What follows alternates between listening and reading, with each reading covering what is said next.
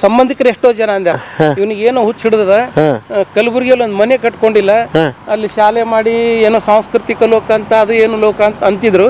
ಆದ್ರೆ ಇವತ್ತು ಅವ್ರೆಲ್ಲರೂ ಹುಬ್ಬೇರಿಸಿ ನೋಡ್ತಾರೆ, ಖುಷಿ ಪಡ್ತಾರೆ. ಇಲ್ಲ ದೇಶಕ್ಕೆ ಕೊಡುಗೆ ಕೊಟ್ಟಿಯಪ್ಪ, ಹುಟ್ಟಿದ್ದಕ್ಕೆ ಸಾರ್ಥಕ ಆಯ್ತು ಅಂತ ಅವರೇ ಮಾತಾಡ್ತಾರೆ. ನನಗೆ ಅದು ಸಂತೋಷ ಇದೆ. ನಾನು ಎಷ್ಟೇ ಅವ್ರಿಗೆ ಬೇರೆಯವ್ರು ಒಂದೊಂದ್ಸರಿ ಹೊಡೆದು ಹೇಳ್ತಾರೆ, ನಾನು ಯಾವ ಹುಡುಗರಿಗೆ ಹೊಡಿಬೇಡ್ರಿ ಅಂತೀನಿ, ಅವ್ರಿಗೆ ಹಿಂಗೆ ಮೋಟಿವೇಶನ್ ಮಾಡ್ರಿ. ಹೌದು ಸರ್, ನಾನು ಇನ್ನು ಮುಂದೆ ಮಾಡಲ್ರಿ ಅಂತ. ಮತ್ತೆ ಇದನ್ನ ತಿಳ್ಕೊಪ್ಪ, ಇದು ನಿಮ್ಮ ಅಪ್ಪ ಕಟ್ಟಿಗೆ ಹೊಡಿತಾ ಇದ್ದಾನ, ಇಲ್ಲಿ ನಿಮ್ಮ ಹಿಂಗೆ ತರ್ತಾ ಇದ್ದಾಳ, ಮತ್ತೆ ಹಂಗೆ ಅದಲ್ಲ ನಿಮ್ಮ ಅವ್ ಇಲ್ಲ ಅಂದ್ರೆ ಯಾರಾದ್ರೂ ಅದಾರಲ್ಲ ಅದಾರಿ ಸರ್, ಮತ್ತೆ ಕಷ್ಟಪಟ್ರಲ್ಲಪ್ಪ, ಯಾಕ ನಿನ್ ಮಗ ಚಂದ ಆಗ್ಲಿ ಅಂತ. ನೀನ್ ಚಂದ ಆಗ್ಬೇಕಪ್ಪ ಅಂದ್ರೆ ಆಯ್ತು ಸರ್ ಇನ್ನು ಮುಂದೆ ಮಾಡಲ್ಲ ಅಂತಾರೆ, ಮತ್ತೆ ಮಾಡೋದಿಲ್ಲ. ಈ ಒಂದು ಕಾನ್ಸೆಪ್ಟು ಇದನ್ನ ಹೇಳಿದ್ಮೇಲೆ ಮತ್ತೆ ಇವ್ರು ಸಾಮಾನ್ಯ ವ್ಯಕ್ತಿಗಳಲ್ಲಪ್ಪ, ಇವರು ಕಾಶ್ಮೀರದ ರಾಜ, ಬಸವಣ್ಣನ ತತ್ವಕ್ಕೆ ನಂಬಿ ಇಲ್ಲಿ ಬಂದ್ರು ಅಂತ ಹೇಳಿದಾಗ ಇನ್ನೂ ಮತ್ತೊಂದು ಕಲ್ಪನೆ ಒಳಗೆ ಹೋಗ್ತಾರೆ. ಈ ಹಿನ್ನೆಲೆಯೊಳಗೆ ಅವರು ಖುಷಿ ಪಡ್ತಾರೆ. ಏನು ಅದ್ಭುತ ಚಂದ ಕತೆ ಹೇಳಿದ್ರಿ, ಭಾಳ ಮಸ್ತ್ ಐತ್ರಪ್ಪ. ನಾನು ನಿವೃತ್ತ ಆದವ್ರಿಗೆ ನಿವೃತ್ತ ಅಂತ ಹೇಳೋದೇ ಅಲ್ಲ, ವಯಸ್ಸಾಗ್ತದೆ ನೋಡ್ರಿ. ಮಾನಸಿಕವಾಗಿ ನಾವು ವಯಸ್ಕರು, ಕೆಲವರು 30 ವರ್ಷದವನೇ ಇರ್ತಾನ, ಏನು ಮಾಡಪ್ಪ ಅಂತ ನಾವು ಅವನು 80 ವರ್ಷದವನು, ಎಲ್ಲ 80 ವರ್ಷ ಆದ್ರೂ ಭೀ ನಾನೇನ್ರಿ ಎಲ್ಲ ಮಾಡ್ತೀನಿ ಅಂತ. ಮತ್ತು ಆ ಹುರುಪು ಇರಬೇಕು, ಆ ಹುಮ್ಮಸ್ ಇರ್ಬೇಕು, ಅದೇ ಬದುಕು. ಬರ್ರಿ ಬೀಗ್ರ, ಊಟ ಮಾಡೋಣ. ಬಾಳ ಮಂದಾಗ್ಲಿ ತಗೋರಿ. ನಿಮ್ಮ ಬಾಯ ಅರಿಕೆಯಿಂದ ಹಂಗ ಆಗ್ಲಿವಾ?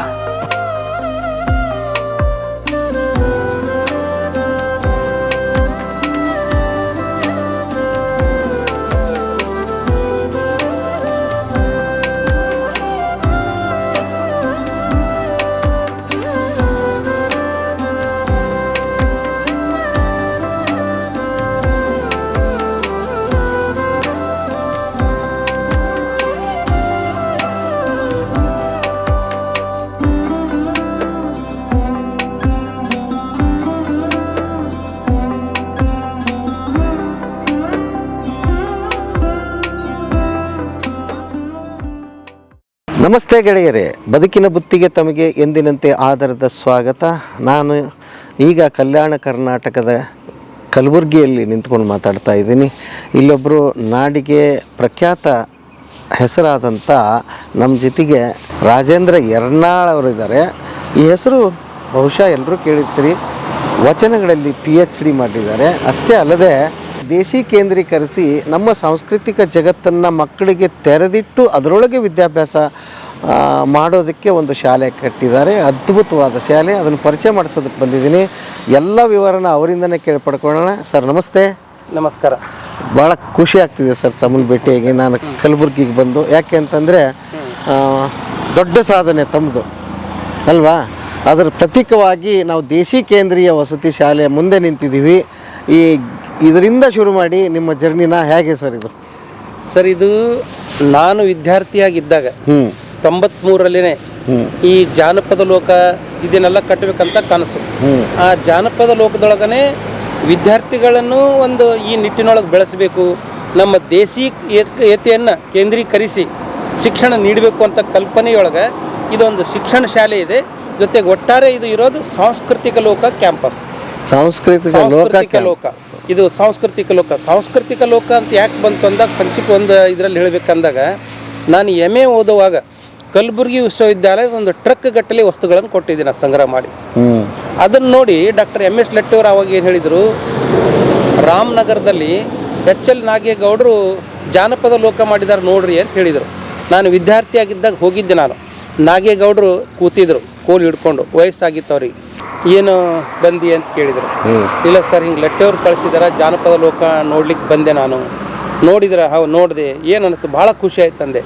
ಅಲ್ಲಿ ಖುಷಿ ಆಗೋದ್ರ ಜೊತೆಗೆ ಏನು ನಿಮ್ಮಲ್ಲಿ ಮಾಡ್ತೀರಾ ಅಂದ್ರೆ ಅವರು, ಇಲ್ಲ ಸರ್ ನಾನೇ ಮಾಡ್ತೀನಿ ಎಂದೆ. ಯಾವಾಗ ಏನು ಮಾಡ್ತೀವಿ? ಸಾಂಸ್ಕೃತಿಕ ಲೋಕ ಮಾಡ್ತೀನಿ ಎಂದೆ ನಾನು. ಬಹುಶಃ ಸಾಂಸ್ಕೃತಿಕ ಲೋಕ ಅಂತ ಹೆಸರು ಯಾಕೆ ಬಂತು ನನ್ನ ಮನಸ್ಸಿನಲ್ಲಿ ಅಂದ್ರೆ, ಜನಪದದಲ್ಲಿ ಆವತ್ತು ವಿದ್ವಾಂಸರ ಚರ್ಚೆ, ಇದು ಜನಪದ ಆಗ್ತದೆ, ಇದು ಜನಪದ ಆಗಲ್ಲ, ಅದು ಜನಪದ. ನಾನು ಸಂಸ್ಕೃತಿ ಅಂದಾಗ ಎಲ್ಲವೂ ಒಳಗೊಳ್ಳುತ್ತೆ ಅಂತೇಳಿ ಸಾಂಸ್ಕೃತಿಕ ಲೋಕ ಅನ್ನೋ ಕಲ್ಪನೆಯಿಂದ ಅವ್ರಿಗೆ ಅಂದಾಗ ಅವ್ರು ನನಗೆ ಭಾಳ ಆಶ್ಚರ್ಯದಿಂದ ನೋಡಿದರು. ಏನು ವಿದ್ಯಾರ್ಥಿ ಇದ್ದಿ, ನೀನು ಮಾಡ್ತೀಯ ಅಂತೇಳಿ. ಆಮೇಲೆ ಅದೆಲ್ಲ ಚರ್ಚೆ ಮಾಡಾಗ ಅವ್ರಿಗೆ ಏನು ಅನ್ನಿಸ್ತೋ ಒಂದೇ ಅಂದರು, ನಿನ್ನ ಮನಸ್ಸಿನಲ್ಲಿ ಸಂಕಲ್ಪ ಇದ್ದರೂ ಮಾಡೇ ಮಾಡ್ತೀಯ ಹೋಗು ಅಂಥೇಳಿ. ಒಂದು ಹರಕೆ ಮಾತಿನಲ್ಲಿ ಕಣ್ಣಲ್ಲಿ ಅವ್ರು ಕಾಣುತ್ತೆ ನನಗೆ. ಅವತ್ತಿದ್ದ ಕನಸು ಇವತ್ತು 15 ಎಕರೆಯಲ್ಲಿ ಸಾಂಸ್ಕೃತಿಕ ಲೋಕ ನಿರ್ಮಾಣ ಮಾಡಿದ್ದೀನಿ. ಈಗ ಇಲ್ಲಿ ಕಾಣೋದು ಮಹಾದ್ವಾರ. ಈ ಮಹಾದ್ವಾರದಲ್ಲಿ 2 ಕಾನ್ಸೆಪ್ಟ್ ಇದ್ದಾವೆ.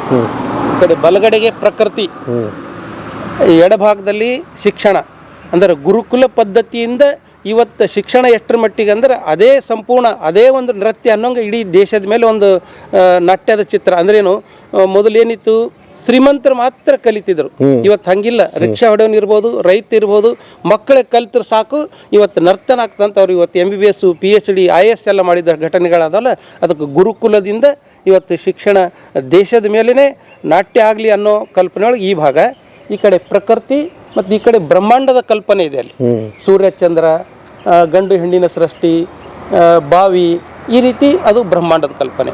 ಜೊತೆಗೆ ಇಡೀ ಇದು ಕಟ್ಟಿಗೆ ಒಳಗೆ ನಮ್ಮ ಬದುಕೆ ಆ ಹಿನ್ನೆಲೆಯೊಳಗೆ ಅನ್ನೋ ಕಲ್ಪನೆಯೊಳಗೆ ಪ್ರಕೃತಿ ಕೇಂದ್ರಿತವಾಗಿ ಇದು ಮಹಾದ್ವಾರ ನಿರ್ಮಾಣ ಮಾಡಿದೆ.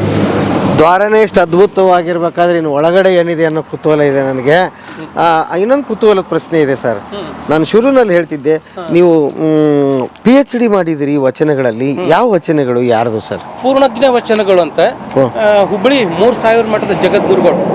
ನಾನು PhD ಮಾಡಬೇಕಾದಾಗ ವ್ಯಕ್ತಿ ಮೇಲೆ ನಂಗೆ ಯಾವತ್ತೂ ಇದು ಇರಲಿಲ್ಲ, ಅವ್ರ ಸಾಧನೆ ಮೇಲೆ ಮುಖ್ಯ. ಅದಕ್ಕೆ ಸರ್ವಜ್ಞನ ವಚನಗಳ ನಂತರದಲ್ಲಿ ಸತ್ಯಜ್ಞ, ಹಿಂಗೆ ಬೇರೆ ಬೇರೆ ವಚನಗಳು ಬೇರೆ ಬೇರೆ ಇದ್ರ ಮೇಲೆ ಬಂದಿತ್ತು. ತ್ರಿಪದಿ ಹಿನ್ನೆಲೆಯೊಳಗೆ ಪೂರ್ಣಜ್ಞ ವಚನಗಳು ಅಂತ 3111 ವಚನಗಳು ಬರೆದಿದ್ದವರು, ಭಾಳ ಅದ್ಭುತ ವಚನಗಳು. ಆ ವಚನ ಮೇಲೆ ನಾನು PhD ಮಾಡಿದ್ದು. ಅದು 2 ಹಿನ್ನೆಲೆಯೊಳಗೆ, ಒಂದು ವಚನದ ಸಾರ ನೋಡಿದ್ದು, ಇನ್ನೊಂದು ಜಾನಪದ ಹಿನ್ನೆಲೆಯೊಳಗೆ. ಇದ್ರೊಳಗೆ PhD ಆಗಿರೋದು. ಅದ್ಭುತ. ಓಕೆ. ಈಗ ನೀವು ರಿಟೈರ್ಡ್ ಆದ ಮೇಲೆ ಇದನ್ನೆಲ್ಲ ಮಾಡಿದ್ದು ನೀವು? ಇಲ್ಲ, ನಾನು ವಿದ್ಯಾರ್ಥಿಯಾಗಿದ್ದಾಗನೇ ವಸ್ತುಗಳ ಸಂಗ್ರಹ ಮಾಡ್ತಾ ಇದ್ದೆ ಅಂತ ಹೇಳ್ದಲ್ಲ, ಅವಾಗಿಂದ ಮಾಡಿಕೊಂಡು 93ರಲ್ಲಿ ನಾನು ತಕ್ಷಣಕ್ಕೆ ಜೂನಿಯರ್ ಕಾಲೇಜ್ದಲ್ಲಿ ಅಪಾಯಿಂಟ್ಮೆಂಟ್ ಆದೆ. ನೌಕರಿ ದೊರೀತು. ಎಲ್ಲಿ? ಮೊದಲನೇ ನಂದು ಅಪಾಯಿಂಟ್ಮೆಂಟ್ ಹುಮನಾಬಾದ್, ಬೀದರ್ ಜಿಲ್ಲೆ. ನಮ್ಮ ಸ್ವಂತ ಊರ್ನು ಬೀದರ್ ಜಿಲ್ಲೆ, ಠಾಣಾ ಕುಷ್ನೂರು.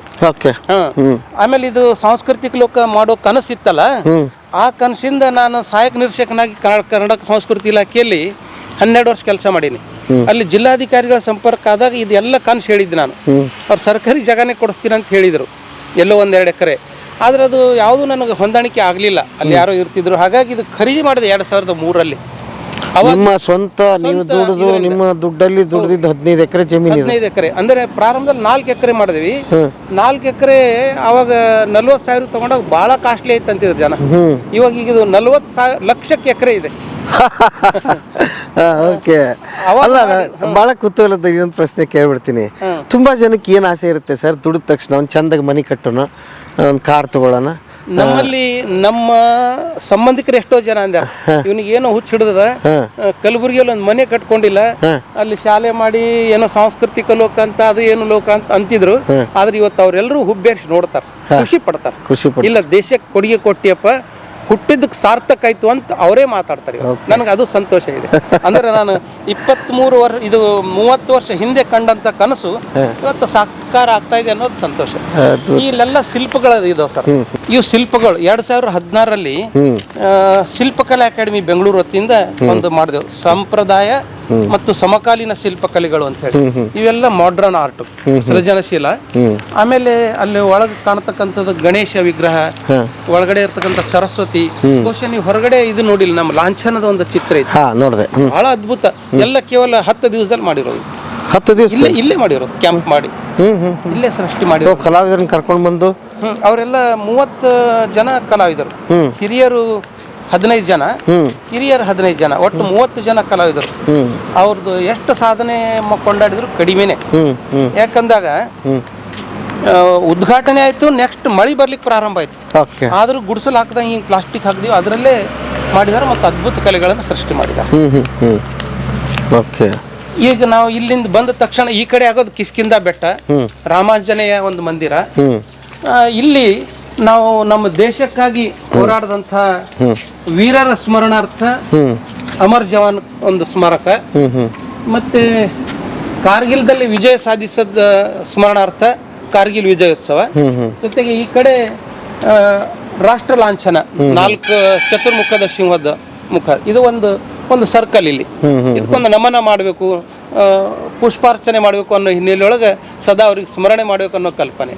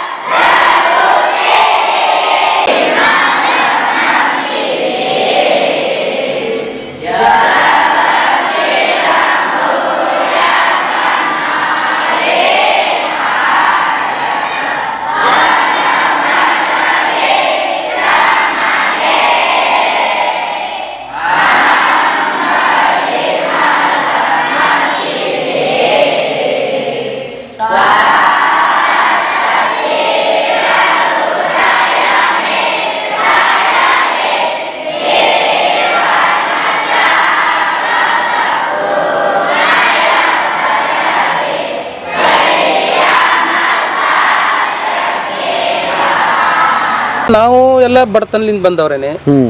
ಒಂದು ಶಿಕ್ಷಣನೇ ಎಲ್ಲಕ್ಕೂ ಬೇಸ್ ಅನ್ನೋ ಒಂದು ಕಲ್ಪನೆ ಒಳಗಿತ್ತು. ಹಾಗಾಗಿ ಈ ಭಾಗದಲ್ಲಿ ಕೆಲವೊಬ್ಬರಿಗೆಲ್ಲ ಬಡತನದವ್ರು ನೋಡಿದಾಗ ಏನೋ ಈ ನಿಟ್ಟಿನೊಳಗೆ ಮಾಡಬೇಕು. ಸಾಮಾನ್ಯವಾಗಿ ಶಿಕ್ಷಣ ಅಂದ ತಕ್ಷಣ ಇವತ್ತು ಕಮರ್ಷಿಯಲ್ ಥಿಂಕ್ ಮಾಡ್ತಾರೆ. ನಮ್ಮ ಮನಸ್ಸಿನಲ್ಲಿ ಅದು ಇರಲಿಲ್ಲ. ನಮ್ಗಾದಂತ ನೋವು ಬೇರೆಗೆ ಆಗಬಾರ್ದು ಅನ್ನೋ ಕಲ್ಪನೆ ಮನಸ್ಸಿನಲ್ಲಿ ಇತ್ತು ನನಗೆ. ಆ ಕಾರಣಕ್ಕಾಗಿ ಇಲ್ಲಿ ಮಾಡಿದ್ವಿ. ಇಲ್ಲಿ ಕಮಲಾಪುರ ತಾಲೂಕದಲ್ಲಿ ಬಹಳಷ್ಟು ತಾಂಡಗಳು, ಬಡ ಮಕ್ಕಳು, ಆ ಮಕ್ಕಳನ್ನೆಲ್ಲ ಇಲ್ಲಿ ಬಿಡ್ತಾರೆ. ಮತ್ತೆ ಬಹಳ ಕಡಿಮೆ ಶುಲ್ಕದಲ್ಲಿ ನಾವು ಮಾಡ್ತೀವಿ. ಇವತ್ತು ದಿನಾಲೂ ಬಂದು ಹೋಗ್ತಕ್ಕಂಥ ವಿದ್ಯಾರ್ಥಿಗಳಿಗೆ 5,000 ಶುಲ್ಕ ಕೇವಲ. ಇದೇನು ಮುಚ್ಚುಮರಿ ಅಲ್ಲ. ನೀವು ವಿದ್ಯಾರ್ಥಿಗಳ ಸಂದರ್ಶನ ಮಾಡಿದಾಗ ಹೇಳ್ತಾರೆ. ಆಮೇಲೆ ವಸತಿ ಇದೆ ಇಲ್ಲಿ. ವಸತಿಯಲ್ಲಿ ಇರೋರು 25ರಿಂದ 35. ಅಂದ್ರೆ ಕೇವಲ ಬಡವರಂತಲ್ಲ, ಬಡವರು 25 ಕೊಡ್ತಾರ, ಸ್ವಲ್ಪ ಅನುಕೂಲ ಇದ್ದವ್ರು 35 ಕೊಡ್ತಾರೆ. ಅಷ್ಟು ದುಡ್ಡಲ್ಲಿ ಅವ್ರಿಗೆ ಊಟ ವಸತಿ ಎಲ್ಲವೂ ನಡೆಸ್ತಾರೆ. ಆ ಹಿನ್ನೆಲೆಯೊಳಗೆ ಎಷ್ಟರ ಮಟ್ಟಿಗೆ ಅಂದರೆ ಅವ್ರು ಪ್ರಾರಂಭದಲ್ಲಿ ಬಂದಾಗ ಮಕ್ಕಳಿಗೆ ಕನ್ನಡ ಮಾತಾಡ್ಲಿಕ್ಕೆ ಬರಲ್ಲ. ಏನು ಸರ್ ನೀನು ಹಿಂಗೆ ಮಾಡ್ತಿ, ನೀನು ಬಂದಿಲ್ಲ, ಈ ರೀತಿ ಅವರಿಗೆ ನೀನು ಅನ್ನೋ ಕಲ್ಪನೆನೂ ಇರಲ್ಲ. ಆ ಮಕ್ಕಳು 10ನೇ ಪಾಸ್ ಆಗಾಗ 90% ಅಂಕ ತಗೊಂಡು ಪಾಸ್ ಆಗಿಲ್ಲ. ಅದು ಬಹಳ ಖುಷಿ ಕೊಡ್ತದೆ. ಮತ್ತು ಎಷ್ಟರ ಮಟ್ಟಿಗೆ ಬಡತನ ಅವ್ರದ್ದು ಅಂದಾಗ ಇಲ್ಲಿ ವಸತಿಯಲ್ಲಿ ಇದ್ದಂಥ ಮಕ್ಕಳಿಗೆ ಪ್ರಾರಂಭದಲ್ಲಿ ನಾವು ಜ್ವರ ಅದನ್ನು ಬಂದಾಗ ಮನೆಗೆ ಬಿಡ್ತಿದ್ದೆವು. ವಿದ್ಯಾರ್ಥಿಗೆ ಮತ್ತೆ 2ನೇ ದಿವಸ ಇಲ್ಲೇ ಇದ್ದರು. ಯಾಕಂತ ಕೇಳಿದಾಗ ಅವ್ರ ತಂದೆ ತಾಯಿ ಎಲ್ಲ ಮುಂಬೈ ಕೆಲಸ ಮಾಡ್ಲಿಕ್ಕೆ ಹೋದವರು. ಅಲ್ಲಿ ಮನೇಲಿರೋದು ಅಜ್ಜ ಅಜ್ಜಿ ವಯಸ್ಸಾದವರು. ಹಾಗಾಗಿ ಅವರಿಗೆ ತೋರಿಸ್ಲಿಕ್ಕೂ ಆರ್ಥಿಕ ಅನುಕೂಲತೆ ಇರಲಿಲ್ಲ.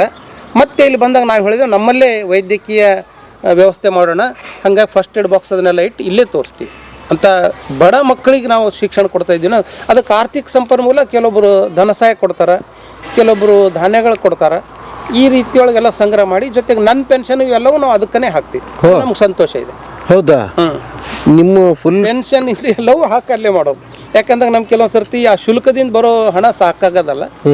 ಓ ಅದ್ಭುತ ಸರ್. ಎಷ್ಟು ಜನ ಮಕ್ಕಳಿದ್ದಾರೆ? ನನಗೆ ಒಬ್ಬನೇ ಮಗ ಇದ್ದಾನೆ. ಹಂಗಾರೆ ಅವ್ರ ಎಷ್ಟು ಜನ ಮಕ್ಕಳು? 350 ಜನ ಇದ್ದಾರೆ. 100 ಜನ ವಸತಿ ಇರ್ತಾರೆ, 250 ಜನ ಹೋಗೋದು ಬರೋದು ಮಾಡ್ತಾರೆ. 300 ಎಷ್ಟು ಜನ? ಎಷ್ಟು ಟೋಟಲ್ ಎಷ್ಟಿದ್ದಾರೆ? 350. 351 ಮಕ್ಕಳು ನಿಮಗೆ? ಒಬ್ಬನೇ ಅಂತ ಹೇಳಂಗೇ ಇಲ್ಲ ನೀವು. ಖುಷಿ ಇದೆ. ಆಮೇಲೆ ನನ್ನ ಮಗನು ಎಷ್ಟು ಸಮಾಧಾನ ಇದ್ದಾನಂದ್ರೆ ಇದೆಲ್ಲಕ್ಕೂ ಸಪೋರ್ಟ್. ಅವನು BE ಸಿವಿಲ್ ಇಂಜಿನಿಯರ್ ಮುಗಿಸಿದಾನ. ಎಲ್ಲೂ ಹೋಗೋದು ಬೇಡ, ನೌಕರಿ ಇಲ್ಲೇ ನೋಡಿ, ಇವರಿಗೆ ನೋಡಿದ್ರೆ ಇದೇ ಒಂದು ಕೆಲಸ, ಇದೇ ಒಂದು ಹುದ್ದೆ ಅನ್ನೋ ಕಾರಣಕ್ಕಾಗಿ ಅವನು ಇಲ್ಲೇ ಇರ್ತಾನೆ. ನನ್ನ ಹೆಂಡತಿ ಫಿಸಿಕ್ಸ್ ಲೆಕ್ಚರರ್. ಅವ್ರದ್ದು ಹಣ ಎಲ್ಲ ನಾವು ಇದಕ್ಕೆ ಹಾಕ್ಬಿಡ್ತೀವಿ. ಎಂತ ಕುಟುಂಬ. ಆಮೇಲೆ ಈ ಶಾಲೆ ಹಿಂದ್ಗಡೆ ಹಸಿರು ಕಾಶಿ ಅಂತಿದೆ, ಅಲ್ಲಿ ಹೋಗ್ತಾ ಮಾತಾಡೋಣ. ಈಗ ಇದು ಇಲ್ಲೊಂದು ಬಹಳ ವಿಶೇಷವಾಗಿ ಲಾಂಛನ ಕಾಣಿಸ್ತಾ ಇದೆ ಅಲ್ವಾ? ರಾಷ್ಟ್ರ ಲಾಂಛನ. ರಾಷ್ಟ್ರ ಲಾಂಛನ. ರಾಷ್ಟ್ರ ಲಾಂಛನ. ಹಾ, ಕಾರ್ಗಿಲ್ ವಿಜಯೋತ್ಸವದ ಸಂಕೇತ. ಮಕ್ಕಳಿಗೆ ಇವನ್ನೆಲ್ಲ ತೋರಿಸಿದಾಗ ಒಂದು ರೋಮಾಂಚನ, ಅದ್ರ ಹಿಂದಿನ ಕತೆ, ಆ ಭಾವನೆಗಳು ಬರ್ತವೆ. ಸಹಜವಾಗಿ ಅವರೆಲ್ಲ ಪ್ರಶ್ನೆಗಳು ಮಾಡ್ತಾರೆ. ಇಲ್ಲ ಸರ್ ಇದು ಯಾವಾಗ ಕಾರ್ಗಿಲ್ ಆಯ್ತು, ಯಾಕಾಯ್ತು, ಇದಕ್ಕೆ ಯಾಕೆ ಮಹತ್ವ? ನಾವು ಅದನ್ನ ಬ್ಯಾಕ್ ಗ್ರೌಂಡ್ ಹೇಳ್ತೇವೆ. ವಾಜಪೇಯಿ ಅವ್ರು ಇದ್ದಾಗ ಇಲ್ಲಿ ಅಟ್ಯಾಕ್ ಆದಾಗ ನಮ್ಮ ಸೈನಿಕರಿಗೆ ಬಹಳ ಕಷ್ಟ ಆಯ್ತು, ಅಂಥದ್ರೊಳಗೆ ವಿಜಯ ಸಾಧಿಸಿದ್ರು. ಅದಕ್ಕೆ ಅದು ಒಂದು ಸ್ಮರಣಾರ್ಥ. ಇದು ಒಂದು ಸ್ಮರಣೆ ಮೂಲಕ ನಾವು 100 ಸ್ಮರಣೆಯನ್ನು ಮಾಡ್ಕೋಬಹುದು. ದೇಶಕ್ಕಾಗಿ ಒಳ್ಳೆ ಕೆಲಸ ಮಾಡಿ ವೀರಮರಣ ಹೊಂದವರು ಅಮರ ಜವಾನ, ಅವ್ರಿಗೆ ನಾವು ಪುಷ್ಪಾರ್ಚನೆ ಮಾಡ್ತೀವಿ. ನಾವು ಎಲ್ಲೋ ಮಂದಿರಕ್ಕೆ ಬೇಡಪ್ಪ, ಇಲ್ಲೊಂದು ಪುಷ್ಪ ಹಾಕ್ರೆ ಸಾಕು, ಅವ್ರ ಆತ್ಮಕ್ಕೆ ಶಾಂತಿ ಸಿಗ್ತದೋ ಇಲ್ಲೋ, ನಮ್ಮ ಆತ್ಮಕ್ಕಂತೂ ಶಾಂತಿ ಸಿಗ್ತದೆ. ಆ ಹಿನ್ನೆಲೆಯೊಳಗೆ ಇದು ಅಮರ ಜವಾನು ಕಾರ್ಗಿಲ್ ವಿಜಯೋತ್ಸವ. ಅದ್ಭುತ. ಓಕೆ. ಇವತ್ತು ನಾವು ಸೋಮವಾರ ರಜೆ. ಹೌದಾ? ರವಿವಾರ ಇಲ್ಲ. ಯಾಕೆ ನಾವು ಸೋಮವಾರ ರಜೆ ಅಂದ್ರೆ ಸಾಮಾನ್ಯವಾಗಿ ಮೊದಲು ನಾನು ನೌಕರಿ ಮಾಡುವಾಗ ಅದನ್ನೆಲ್ಲ ಇಲ್ಲಿ ಭೇಟಿ ಕೊಡ್ಲಕ್ಕೆ ಆಗ್ತಿರ್ಲಿಲ್ಲಲ್ಲ. ಸೋಮವಾರ ರಜೆ ಶಾಲೆ ಇಟ್ರೆ ನಾನು ರವಿವಾರ ಇಲ್ಲಿ ಇರ್ತಿದ್ದೆ. ನಾನು ಸೋಮವಾರ ರಜೆ ಇರೋದ್ರಿಂದ ನಮ್ಮ ಶಿಕ್ಷಕರು ಏನಾದ್ರು ಕೆಲಸ ಮಾಡ್ಕೊಳ್ಬೇಕಲ್ಲ, ಅವ್ರಿಗೆ ಆಫೀಸ್ ಓಡಾಡ್ಲಿಕ್ಕೆ ಅನುಕೂಲ. ಇವು 2 ಕಾನ್ಸೆಪ್ಟ್ನೊಳಗೆ ಸರ್ಕಾರಿ ಲಾಭ ತಗೋಬೇಕಂದ್ರೆ ದಿನನಿತ್ಯ ಹೋಗಕ್ ಆಗಲ್ಲ ಅವ್ರಿಗೆ.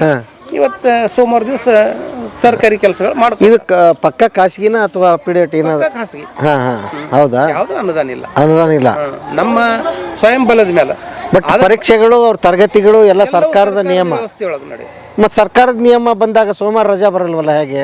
ಅದು ನಮ್ಮ ಸಂಸ್ಥೆ ನಾವು ಮಾಡ್ಕೋಬಹುದಲ್ಲ. ಕೆಲವೊಂದು ನಮ್ಗೆ ನಮ್ಮದೇ ಆದಂತ ವ್ಯಾಪ್ತಿ ಇರುತ್ತೆ, ಮಾಡ್ಕೊಳ್ಬೋದು. ಈಗ ನಾವು ರವಿವಾರದ್ದು ಕ್ಲಾಸ್ ನಡೆಸ್ತೀವಿ. ಸರ್ಕಾರಿ ರಜೆ ಕೊಟ್ಟಾಗ ನಾವು ಮಕ್ಕಳು ಶಾಲೆ ಬಸ್ ಕವರ್ ಮಾಡ್ಬೇಕಂತ ಕೆಲವೊಂದು ಸರಿ ರಜೆ ಒಳಗೂ ಎಕ್ಸ್ಟ್ರಾ ಕ್ಲಾಸ್ ತಗೋತೀವಿ. ಚೆನ್ನಾಗಿದೆ ಇದು. ಬನ್ನಿ ಸರ್, ನೆಕ್ಸ್ಟ್. ಸರ್ ಇದು ಆಂಜನೇಯನ ಮೂರ್ತಿ. ಬಹುಶಃ ಮಹಾಭಾರತದೊಳಗೆ ಶ್ರೀಕೃಷ್ಣ ಪಾಂಚಜನ್ಯ ಊದಿದ್ದ. ಹೌದು. ಆ ಹಿನ್ನೆಲೆಯೊಳಗೆ ಬಹುಶಃ ಇದು ಎಲ್ಲೂ ಈ ಥರದ ಮೂರ್ತಿ ಇಲ್ಲ. ನಾವು ಆಂಜನೇಯ ಪಾಂಚಜನ್ಯ ಓದ್ತಾ ಇರೋದು ಇದು. ಆಂಜನೇಯ ಯಾಕೆ ನಾನು ಗೌರವ ಕೊಡೋದಂದ್ರೆ ಅವನು ದೇವರು ಭಕ್ತ ಅನ್ನೋದಕ್ಕಿಂತಲೂ ರಾಮಾಯಣ ಕಾಲದಲ್ಲೇನೆ ರಾಮ ಮತ್ತು ಸೀತೆಯನ್ನು ಒಂದುಗೂಡಿದಂಥವ, ನ್ಯಾಯಕ್ಕಾಗಿ ನಡೆದಂಥ ವ್ಯಕ್ತಿ. ಆಮೇಲೆ ಆಂಜನೇಯ ತೀರ್ಕೊಂಡ ಅನ್ನೋ ಉದಾಹರಣೆ ಇವತ್ತಿಗೂ ಎಲ್ಲೂ ಇಲ್ಲ. ಚಿರಂಜೀವಿ ಅನ್ನೋ ಕಲ್ಪನೆನೆ. ಮತ್ತೆ ಪ್ರತಿ ಊರಲ್ಲಿ ಇದ್ದಾನೆ ಆಂಜನೇಯ. ಮತ್ತೆ ಪ್ರತಿ ವ್ಯಕ್ತಿ ನಡೀತಾರೆ, ಹಿಂದೂ ಇರ್ಬೋದು, ಮುಸ್ಲಿಂ ಇರ್ಬೋದು, ಕ್ರಿಸ್ತ ಇರ್ಬೋದು, ಆಂಜನೇಯನ ನಡ್ಕೊಳ್ತಾರೆ. ಆ ಹಿನ್ನೆಲೆಯೊಳಗೆ ಆಂಜನೇಯನ ಒಂದು ಮೂರ್ತಿ ಇಲ್ಲಿ ಇಟ್ಟಿರೋದು. ಹಿಂದ್ಗಡೆ ಇರ್ತಕ್ಕಂಥ 3 ಕುಟೀರಗಳು ನಮ್ಮ ರಾಮಾಯಣದ ಒಂದು ಕರ್ತೃ ಮಹರ್ಷಿ, ಅದಕ್ಕೆ ಮಹರ್ಷಿ ವಾಲ್ಮೀಕಿ ಕುಟೀರ ಅಂತ ಹೆಸರಿಟ್ಟಿವಿ. ನಂತರದಲ್ಲಿ ನಮ್ದು ಮಹಾಕಾವ್ಯ ಮಹಾಭಾರತ, ಅದಕ್ಕೆ ಮಹರ್ಷಿ ವೇದವ್ಯಾಸ ಕುಟೀರ ಅಂತ ಹೆಸರಿಟ್ಟಿವಿ. ಆಮೇಲೆ ನಮ್ಗೆ ಇವತ್ತಿಗೂ ಅನ್ನ ಕೊಡ್ತಕ್ಕಂಥ ಅನ್ನದಾತ ರೈತ, ಅದಕ್ಕೆ ಅನ್ನದಾತ ಕುಟೀರ ಅಂತ ಹೆಸರಿಟ್ಟಿವಿ. ಈ ಕಾನ್ಸೆಪ್ಟ್ ಒಳಗೆ ಇವು 3 ಕುಟೀರಗಳು. ಇಲ್ಲಿ ಯಾರೇ ನಮ್ಮ ಸಾಂಸ್ಕೃತಿಕ ಲೋಕ ವೀಕ್ಷಣೆ ಮಾಡ್ಲಿಕ್ಕೆ ಬರ್ತಾರಲ್ಲ, ಅವ್ರು ಉಳ್ಕೊಳ್ಳೋ ಸಲುವಾಗಿ ಅಥವಾ ಈ ಪರಿಸರದೊಳಗನೆ ಒಂದ್ ದಿವ್ಸ ಇರಬೇಕು ಅಂತ ಕಲ್ಪನೆ ಯಾರು ಮಾಡ್ತಾರ ಅಂತವ್ರ ಸಲುವಾಗಿ ಇಲ್ಲಿ ಇದು ಒಂಥರ ಗೆಸ್ಟ್ ರೂಮ್ಗಳು. ಚಂದ ಐತಿ, ನಿಮ್ಮ ಕಲ್ಪನೆನೇ ಭಾಳ ಚಂದ ಐತಿ. ಓಕೆ, ಮರೆತು ಹೋದ ಗತಕಾಲದ ವೈಭವಗಳು ಬೀಸೋದು ಮರ್ತು ಬಿಟ್ಟಿವಿ. ಗತಕಾಲದ ಅನ್ನೋಕ್ಕಿಂತಲೂ ಇದು ನಮ್ಮ ಬದುಕಿನ ಮೂಲ. ಕುಟ್ಟೋದು ಬೀಸೋದು, ಕುಟ್ಟೋ ಬೀಸೊಳಗನೆ ಹಾಡುಗಳು ಸಾಕಷ್ಟು ತ್ರಿಪದಿಗಳು ಕಾಣ್ತೀವಿ. ಕುಟ್ಟೋದ್ರೊಳಗ ಬೀಸೋದ್ರೊಳಗ ಇಡೀ ನಮ್ಮ ಬದುಕಿನ ಸಂಸ್ಕೃತಿಯನ್ನು ತೋರಿಸೋ ಮೂಲಕ ಬದುಕ್ತಕ್ಕಂಥ ರೀತಿ. ರೊಟ್ಟಿ ಮಾಡ್ಬೇಕಂದ್ರೆ ಜೋಳ ಬೀಸಲೇಬೇಕು. ಹೌದು. ಮತ್ತೆ ನಾವು ಏನಾದ್ರೂ ಊಟ ಮಾಡ್ಬೇಕಂತಂದ್ರೆ ಅದಕ್ಕೆ ಕುಟ್ಲೇಬೇಕು. ಈ ಕಾನ್ಸೆಪ್ಟ್ ಒಳಗೆ ಈ ಅನ್ನದಾತ ರೈತ ಕುಟೀರ ಮುಂದ್ಗಡೆ ಈ 2 ಮೂರ್ತಿಗಳನ್ನ ಸ್ಥಾಪನೆ ಮಾಡಿ.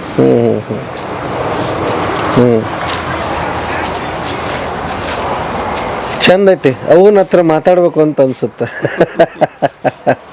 ಅಲ್ಲ? ಹೆಂಗಿತ್ತು ಕಾಲ, ಹಂಗಾಗೋಯ್ತು.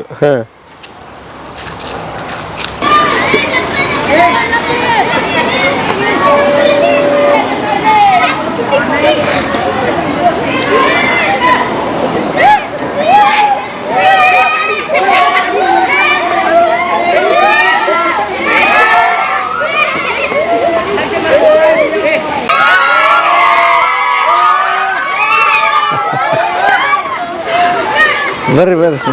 ಏನಪ್ಪ ನಿನ್ನ ಹೆಸರ? ಈಶ್ವರ್. ಏನು ಓದಕತ್ತಿ ನೀನು? ಏನು ಓದ್ತಿ? 8ನೇ ಕ್ಲಾಸ್ ಇದ್ದಿ? 2ನೇ ಕ್ಲಾಸ್. ಹಾಂ, ಯಾವ ಊರಿನಿಂದ? ಜಮ್ಗಾ. ಇಲ್ಲೇ ಇರ್ತೀಯ ನೀನು? ಹೆಂಗಿತ್ತಪ್ಪ ಊಟ ಗಿಟ್ಟ ಎಲ್ಲ ಮಸ್ತ್ ಐತೇನ? ಹಾಂ, ಏನೇನು ಆಟ ಆಡ್ತೀನಿ ನೀನು? ಹಾಂ, ಏನೇನು ಆಟ ಆಡ್ತಿ? ಹಾಂ, ಮುಟ್ಟಾಟ.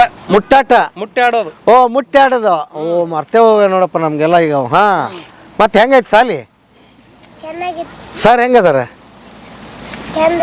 ಚಂದ ಅದಾರ. ಸರ್ ಹೆಂಗದಾರ ಅಂದ್ರೆ ಚಂದ ಅದಾರ ಅಂತಾರಲ್ಲ. ಹಾಂ, ಮತ್ತೆ ಯಾರು ಮಾತಾಡ್ತೀರಪ್ಪ? ಮತ್ತೆ ಯಾರು ಮಾತಾಡ್ತೀರ? ಹಾಂ, ಬಾರಪ್ಪ. ಹಾಂ ಹಾಂ, ಏನಪ್ಪ ನಿನ್ನ ಹೆಸರು? ಸೋನೂರು. ಹಾಂ, ಏನು ಓದ್ತಿಪ್ಪ ನೀನು? ಸರ್ ನಾ 9th ಕ್ಲಾಸ್. 9th ಓದ್ತಿ. ಎಷ್ಟು ವರ್ಷ ಆಯ್ತು ಇಲ್ಲಿ ಓದಕತ್ತಿ ನೀನು? ಇಲ್ರಿ 4ನೇ ಕ್ಲಾಸಿಗೆ. ಎಷ್ಟನೇ ಕ್ಲಾಸಿಗೆ ಬಂದಿ? 6ನೇ ಕ್ಲಾಸಿಗೆ ಬಂದಿ. ನೀನು ಮೊದ್ಲೆಲ್ಲಿ ಓದ್ತಿದ್ದಿ? ಮೊದಲು ಕಮಲಾಪುರದಾಗ. ಹಾಂ, ಆ ಸಾಲ ಹೆಂಗೈತಿ, ಇದು ಹೆಂಗೈತಿ? ಅದಕ್ಕಿಂತ ಬೆಟರ್ ಅದ ರೀ ಇದು. ಹೌದಾ? ಏನೇನೈತಿ ಇಲ್ಲಿ ನೀನೇ ಹೇಳ್ಬಿಡಪ್ಪ. ಎಲ್ಲ ವಾತಾವರಣ ಎಲ್ಲ ಚಲೋ ಅದ ರೀ, ಎಲ್ಲ ಪ್ಲೇಸ್ ಎಲ್ಲ ಚಲೋ ಅದ ರೀ, ಊಟ ಎಲ್ಲ ಚಲೋ ಅದ ರೀ, ಶಿಕ್ಷಣ ಎಲ್ಲ ಚಲೋ ಅದ ರೀ, ಟೀಚರ್ಸ್ ಎಲ್ಲ ಚಲೋ ಅದ. ಯಾರು ಎಲ್ಲರೂ ಹೆಚ್ಚಿಗೆ ಪ್ರೀತಿ ಮಾಡ್ತಾರೆ, ಎಲ್ಲರೂ ಚಲೋ ಇರ್ತಾರೆ. ಆಮೇಲೆ ಹಬ್ಬ ಹೆಂಗ್ ಮಾಡ್ತೀರಿ ನೀವು? ಹಬ್ಬ ಎಲ್ಲ ಭಾರಿ ಮಾಡ್ತೇವ್ರಿ. ಹೌದಾ? ಹ್ಞೂ ರೀ, ಹೋಳಿಗೆ ಮಾಡ್ತೇವ್ರಿ, ಅನ್ನ ರೀ, ಸೂಪರ್, ಹಾಲ್ ರೀ, ಮಜ್ಗಿ ರೀ ಎಲ್ಲ ಮಾಡ್ತೇವೆ. ಓ ಭಾರಿ ಆಯ್ತಲ್ಲ. ನಾನು ಇಲ್ಲೇ ಇರ್ದು ಬಿಡ್ಬೇಕು ಅನ್ಸುತ್ತಲ್ಲ ಮರ. ಏನು ಕೇಳಿದ್ರೆ ಇರೋಣಂತೀಯ? ನಿಮ್ಮಂತ ಸಾಲ ನಮಗೆ ಸಿಗ್ಲೇ ಇಲ್ಲಪ್ಪ. ಮತ್ತೆ ಈಜ್ ಗೀಜ್ ಹೊಡಿತೀರಿ ಅಲ್ಲ? ಹಾ, ಯಾವಾಗ ದಿವಸ? ನಿಮ್ಗೆ ಯಾವಾಗ ಅನ್ಸುತ್ತೆ? ನಿಮ್ಗೆ ಎಲ್ಲರಿಗೂ ಈಜ್ ಬರ್ತಲ್ಲ ಈಗ? ಹಾ, ಭಾಳ ಒಳ್ಳೇದು. ಮತ್ತೆ ಇಲ್ಲಿ ಕಾಡ್ನೆ ಪಾಡ್ನೆ ಹೋಗ್ತಿರಲ್ಲ, ನಿಮ್ಗೆ ಹಾವು ಕಂಡ್ರ ಇನ್ನೊಂದು ಏನು ಕಂಡ್ರೆ ಭೇಟಿ ಆಗ್ಯಾವನ ಹಾವು ಯಾವಾಗಾರ? ಇಲ್ಲ. ಭೇಟಿ ಆದ್ರ ನೋಡ್ತಾರ ಅಷ್ಟ. ಹೆದರಿಕಿಲ್ಲ ನಿಮ್ಗೆ? ಹಾ ಹಾ, ಸೂಪರ್. ಹಾ, ಅವ್ ಇಲ್ಲಿ ಬರಲ್ರಿ ಅದಕ್ಕೆ ಅಂಜಿಕೆ. ಅದಕ್ಕೆ ನೀ ಅದೆಯಲ್ಲ ಅದಕ್ಕೆ ಬರಲ್ಲ ಅವ. ಒಂದು ಕಲ್ಲಿದೆ, ಹಾಂ ಅದು ಪ್ರಕೃತಿ ನಿಯಮ. ಅಂದರೆ ಅದು ಹೇಗಿರ್ಬೇಕು ಹಾಗಿರ್ತದೆ. ಆದ್ರೆ ಅದನ್ನು ಏನೋ ಮಾಡ್ಬೇಕಂತ ಪ್ರಯತ್ನ ಮಾಡ್ತೀವಿ, ಕಟ್ಟಿತಾ ಹೋಗ್ತೀವಿ, ಆವಾಗ ಅದು ಹಾಳಾಗಿ ಹೋಗ್ತದೆ, ಅದು ವಿಕೃತಿ ಆಗಿ ಹೋಗ್ತದೆ. ಅದನ್ನೇ ಜಾಗೃತವಾಗಿ ಅದಕ್ಕೊಂದು ಸಂಸ್ಕಾರ ರೂಪ ಕೊಟ್ಟಾಗ ಒಂದು ಮೂರ್ತಿ ಆಗ್ತದೆ, ಅದಕ್ಕೆ ಕೈ ಮುಗಿತೀವಿ, ಅದು ಸಂಸ್ಕೃತಿ. ಹಿಂಗೆ ಈ ಸಂಸ್ಕಾರದೊಳಗನೆ ಸರ್ವಸ್ವವನ್ನು ಅಡಗಿದೆ ಅಂತ, ಅದಕ್ಕೆ ಸಂಸ್ಕಾರ ಅಂಥೇಳಿ ನಮ್ಮ ಈ ಸಾಂಸ್ಕೃತಿಕ ಲೋಕದ ಒಂದು ಧ್ಯೇಯವಾಕ್ಯ. ಆ ಸಂಸ್ಕಾರದ ಹಿನ್ನೆಲೆ ಒಳಗನೆ ಸಂಸ್ಕಾರ ಅಂತ ಪ್ರಶಸ್ತಿ ಕೊಡ್ತೀವಿ ನಾವು ಭಾಳ ಸಾಧಕರನ್ನು. 60 ವರ್ಷ ಎಂಥವ್ರಂದ್ರೆ ನಮ್ಮ ನಾಡೋಜ ಎಲ್ ನಾರಾಯಣ ರೆಡ್ಡಿ ಅಂಥವ್ರನ್ನು ಕರೆಸಿ ಪ್ರಶಸ್ತಿ ಕೊಟ್ಟಿವಿ. ಅಂದ್ರೆ ಅದ್ಭುತ ನಾಡಿಗೆ ಸಾಧನೆ ಮಾಡೋರು ಅವರು, ಸಂಸ್ಕಾರವಂತರಿರ್ತಾರೆ, ಸಮಾಜಕ್ಕೂ ಸಂಸ್ಕಾರ ನೀಡ್ತಿರ್ತಾರೆ. ಅಂಥವ್ರನ್ನು ಕರೆಸಿ ಸಂಸ್ಕಾರ ಪ್ರಶಸ್ತಿ ಕೊಡ್ತೀವಿ. ಅದು ಯಾವಾಗಂದ್ರೆ ವರ್ಷಕ್ಕೊಂದ್ಸಲ ಸಾಂಸ್ಕೃತಿಕ ಲೋಕೋತ್ಸವ ಅಂತ ಮಾಡ್ತೀವಿ, ಆ ಉತ್ಸವದಲ್ಲಿ ಅದನ್ನು ಕೊಡ್ತೀವಿ. ಆ ಉತ್ಸವದಲ್ಲಿ ಕೂಡ ಹಿರಿಯ ಕಲಾವಿದರನ್ನು ಕರೆಸ್ತೀವಿ ಮತ್ತು ನಮ್ಮ ಶಾಲೆ ಮಕ್ಕಳು ಅದರಲ್ಲಿ ಇರ್ತಾರೆ. ಹಿರಿಯ ಕಿರಿಯ ಕಲಾವಿದರ ಸಮಾಗಮ ಕೂಡ ಆ ಸಾಂಸ್ಕೃತಿಕ ಲೋಕೋತ್ಸವದಲ್ಲಿ ಇರ್ತದೆ. ಅದ್ಭುತ ಕಲ್ಪನೆ. ಚೆನ್ನಾಗಿದೆ. ಒಟ್ಟು 15 ಎಕರೆದಲ್ಲಿ ಏನೇನು ಪ್ಲ್ಯಾನ್ ಮಾಡಿದ್ದೀರಿ ಸರ್? ಒಟ್ಟಾರೆ ಜನ ಇಲ್ಲಿ ಒಂದು, ಇದು ಸಾಂಸ್ಕೃತಿಕ ಲೋಕ, ಸಾಹಿತ್ಯಿಕ, ಸಾಂಸ್ಕೃತಿಕ, ಶೈಕ್ಷಣಿಕ, ಪರಿಸರ ಪ್ರವಾಸಿ ಕೇಂದ್ರ. ಇದು ಪರಿಸರ ಪ್ರವಾಸಿ ಕೇಂದ್ರ. ಇಲ್ಲಿ ಶಿಕ್ಷಣನೂ ಸಿಗ್ತದ, ಸಾಹಿತ್ಯನೂ ಸಿಗ್ತದ. ಈಗ ಇಲ್ಲಿಂದ ನಮ್ದು ಹಸಿರು ಕಾಶಿ ಪ್ರಾರಂಭ ಆಯ್ತು. ಹಸಿರು ಕಾಶಿಗೆ ಸುಸ್ವಾಗತ. ಹೆಸರೇ ನಾವು ಹಸಿರು ಕಾಶಿ. ಅದ್ಭುತ. ಈಗ ನಾವು ನಮ್ಮ ಭಾರತದೊಳಗೆ ಕಾಶಿ ಕಲ್ಪನೆ ಒಂದು ಬೇರೆ ಇದೆ, ಆದ್ರೆ ಇದು ಹಸಿರು ಕಾಶಿ. ಹೆಜ್ಜೆಗೊಮ್ಮೆ ನಮಿಸುತ್ತ ಬನ್ನಿ, ಇದು ಸ್ವರ್ಗಲೋಕ ಅಂತ ಇಟ್ಟಿದ್ದು. ಇದು ಸ್ವರ್ಗಲೋಕ. ಇದು ಸ್ವರ್ಗಲೋಕ ಅಂತ ಯಾಕೆ ಇಟ್ಟಿವಿ ಅಂತ ಹೇಳ್ತೀನಿ ನಿಮ್ಗೆ. ಶರಣರು ಅವರು ಮರ್ತ್ಯಲೋಕ, ಸ್ವರ್ಗಲೋಕ ಇದೆಲ್ಲ ನಂಬಲಿಲ್ಲ, ಇಲ್ಲೇ ಸ್ವರ್ಗಲೋಕ ಅಂತಿದ್ರು. ಇದು ಹಸಿರು ಕಾಸಿನೇ ಸ್ವರ್ಗಲೋಕ ಅಂತ ಯಾಕೆ ಹೇಳಿದೆ ಅಂದ್ರೆ, ಒಬ್ಬ ಮೆಡಿಕಲ್ ಪ್ರೊಫೆಸರ್ ಹೇಳಿದ್ದು ನೆನಪಿದೆ ನನಗೆ. ಒಬ್ಬ ಮನುಷ್ಯ ಸಿಗರೇಟ್ ಬಿಗಿತಾನ, 4 ನಿಮಿಷ ಸಿಗರೇಟ್ ಬಿಗಿದ್ರೆ ಒಂದು 4 ಸೆಕೆಂಡ್ ಆಯುಷ್ಯ ಹಾಳಂತ. ಆದ್ರೆ ಈ ಹಸಿರು ಕಾಶಿ ಒಳಗೆ ನೀವು 10 ನಿಮಿಷ ಅಕಸ್ಮಾತ್ ಅಡ್ಡಾಡಿದ್ರೆ, ಈಗ ನೀವು ಪ್ರಯೋಗ ಮಾಡ್ರಿ, ಒಳಗೆ ಹೋದಾಗ ನೀವು 2 ಮೂಗಿನಿಂದ ಶ್ವಾಸ ತಗೊಳ್ತೀರಿ, ಇದ್ರೊಳಗೆ ತಿರುಗಾಡಿದ್ರೆ ಸಾಕು. ಇಲ್ಲಿ 10 ಸೆಕೆಂಡ್ ನೀವು ಆಯುಷ್ ಹೆಚ್ಚಾಗ್ತದ ಅಂತ ಹೇಳಿದ್ರು ಅವ್ರು. ಮತ್ತು ನಾವು ದಿನಗಟ್ಟಲೆ ಇದ್ರೊಳಗೆ ಇರೋದ್ರಿಂದ ನಾವು 50 ವರ್ಷ ಬದುಕೋರು 60 ಬದುಕ್ಬೋದು. ಆದ್ರೆ ನಮ್ಗೆ ಗೊತ್ತಿರಲ್ಲ ಯಾಕೆ ಬದುಕಿವಿ ಇಷ್ಟು ವರ್ಷ ಅಂಥೇಳಿ. ಇವತ್ತು ನಾನು 60 ವರ್ಷಕ್ಕೆ ಬಂದಿನ ಅಂದ್ರೆ ನನಗೆ ಏನೋ ದೇವ್ರ ಕೊಡುಗೆ. ಇದು ಹಸಿರು ಕಾಶಿ. ಮತ್ತು ಇಲ್ಲಿ 20,000 ಮರಗಳು, 20,000 ಮರಗಳು ಮತ್ತು 80 ಪ್ರಕಾರದ ಮರಗಳು ನಾನೊಂದ್ಸಲಿ ಎಣಸ್ದಾಗ. ಹೊಂಗೆ ಮರ, ಬೇವಿನ ಮರ, ಮಾವಿನ ಮರ, ಶ್ರೀಗಂಧದ ಮರ, ಶ್ರೀಗಂಧದ್ದೇ ಸಾಕಷ್ಟು ಮರಗಳು. ಓಕೆ.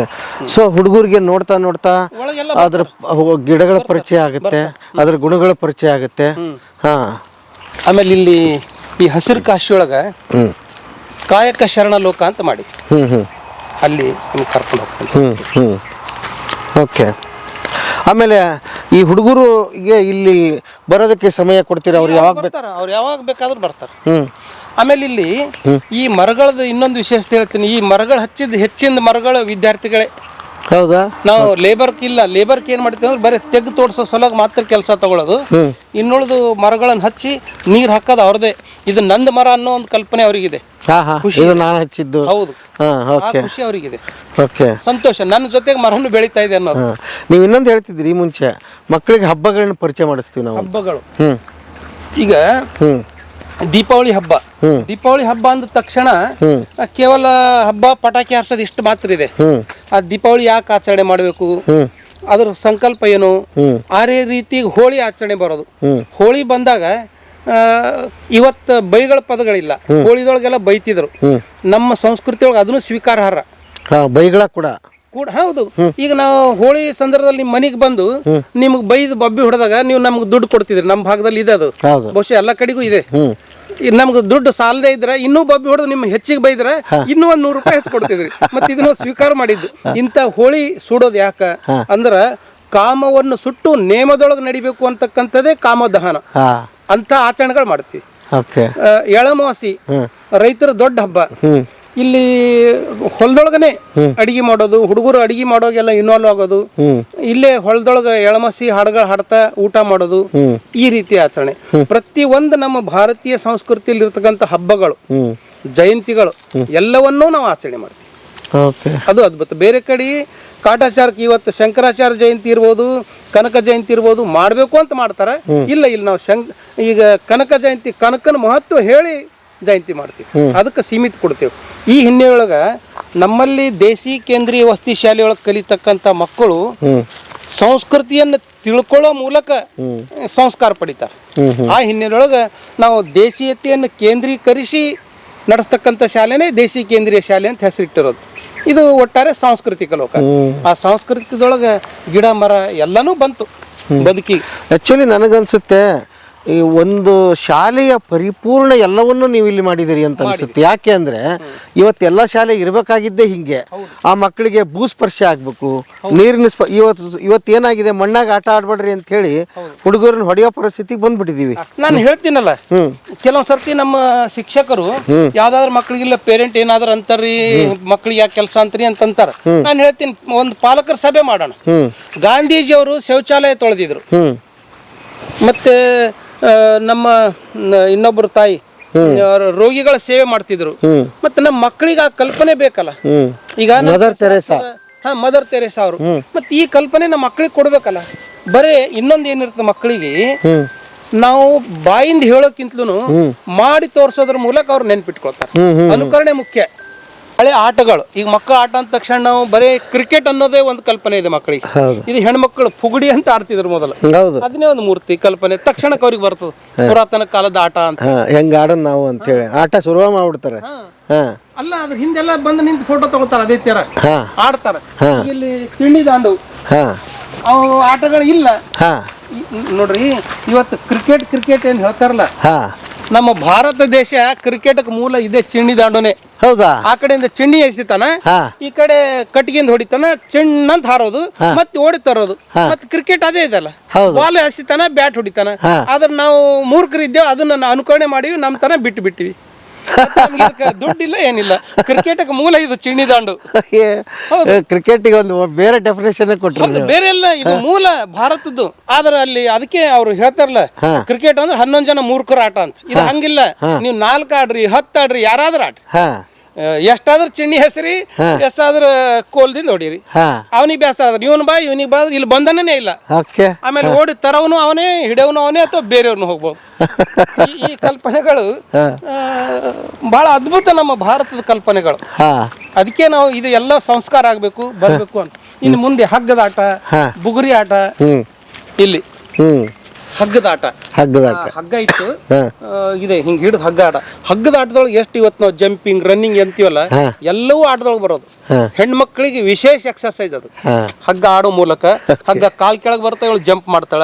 ಎಷ್ಟು ಖುಷಿ ಅಂದ್ರೆ ಆಯಾಸ ಅನ್ನೋದು ಗೊತ್ತೇ ಇಲ್ಲ. ಆಮೇಲೆ ಇಲ್ಲಿ ಬುಗುರಿ ಆಟ, ಅಲ್ಲಿ ಚಿಣಿ ದಾಂಡು ಆಟ ಮಾಡಿದೆವು, ಇಲ್ಲಿ ಬುಗುರಿ ಆಟ. ಬುಗುರಿ ಅದು ಒಂದ್ ರೀತಿ ದೈಹಿಕ ಎಕ್ಸರ್ಸೈಸ್, ಇದು ಮಾನಸಿಕ ಎಕ್ಸರ್ಸೈಸ್. ಬುಗುರಿ ಆಟ ಅವ್ನು ಹೆಂಗ್ ತಿರುಗಿಸ್ತಾನ ಅನ್ನೋದ್ರ ಮೇಲೆ ಡಿಪೆಂಡ್. ಮತ್ತೆ ಬುಗುರಿ ಆಟ ಬಲ್ಲವ ದೇಶನೂ ತಿರುಗಿಸ್ತಾನಂತ. ನಮ್ಗ ಹಿಂದ ಹಿರಿಯರ್ ನಮ್ಮ ಅಜ್ಜ ಹೇಳ್ತಿದ್ರು. ಅಂದ್ರೆ ಆ ಬುಗುರಿ ಹೆಂಗ್ ಆಡಸ್ತಿದ್ರ ಅಂದ್ರ, ಹಿಂಗ್ ಹಾಕಿ ತನ್ನ ಕೈ ಮೇಲೆ ತಗೊಳೋ, ಹಿಂಗ್ ಹಾಕಿ ಮೇಲ್ಗಡೆನೆ ತಿರುಗ್ತಾ ಇರೋದು, ಆಮೇಲೆ ಕೈ ಹಿಡಿಯೋದು. ಎಷ್ಟು ಅದ್ಭುತ. ಅದರಲ್ಲಿ ಬುಗುರಿ ಒಳಗು ಬಹಳ ಬುಗುರಿ, ಜಂತರ್ ಬುಗುರಿ ಅಂತ ಇರ್ತಿತ್ತು, ಅದು ಹಿಡಿದು ತಿರುಗಿಸೋದು. ಇವೆಲ್ಲ ಆಟಗಳು. ಇದ್ರೊಳಗು ಕಾಂಪಿಟೇಷನ್ ಗಳು ಇರ್ತದೆ ಬುಗುರಿ ಆಟದೊಳಗ. ಯಾರು ಹೆಚ್ಚಿಗೆ ತಿರುಗಿಸ್ತಾರ, ಯಾರು ಹೆಚ್ಚಿರ್ತದ, ತನ್ನ ಕೈ ಮೇಲೆ ಇನ್ನೊಂದ್ ಕೈ ಮೇಲೆ ಕೊಡೋ, ಈ ರೀತಿ ಎಲ್ಲ ಅದ್ಭುತ. ಇದು ಚತುರತೆ ಆಟ, ಇದು ಅದು ದೈಹಿಕ ಆಟ. ಅಂದ್ರೆ ಆಟಗಳ ಮೂಲಕ ಮನುಷ್ಯನ ಬುದ್ಧಿ ವಿಕಾಸ ಆಗುತ್ತೆ ಅಂತ ಹೇಳ್ತೀವಿ ನಾವು. ಇಲ್ಲಿ ಕಲ್ಪನೆ ಕೊಡೋ ಮೂಲಕ ಇಂಥ ಆಟಗಳು ಆಡಿಸ್ತೀವಿ ನಾವು. ಓಕೆ.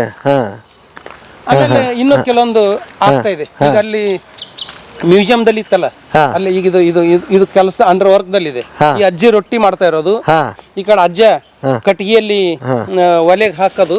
ಇದು ಒಂದ್ ಸ್ವಲ್ಪ ದಿವಸದಲ್ಲಿ ಕಂಪ್ಲೀಟ್ ಆಗ್ತದೆ. ಇದು ಆಗ್ಬೇಕಿನ್ನ ಇದು. ಓಕೆ. ಆಮೇಲೆ ಈಗ ನೋಡಿ, ಇವು ಬೇರೆ ರೂಪ ಪಡೆದು ಇವತ್ತು ಜಿಮ್ಗಳು ಶುರುವಾಗಿದೆ.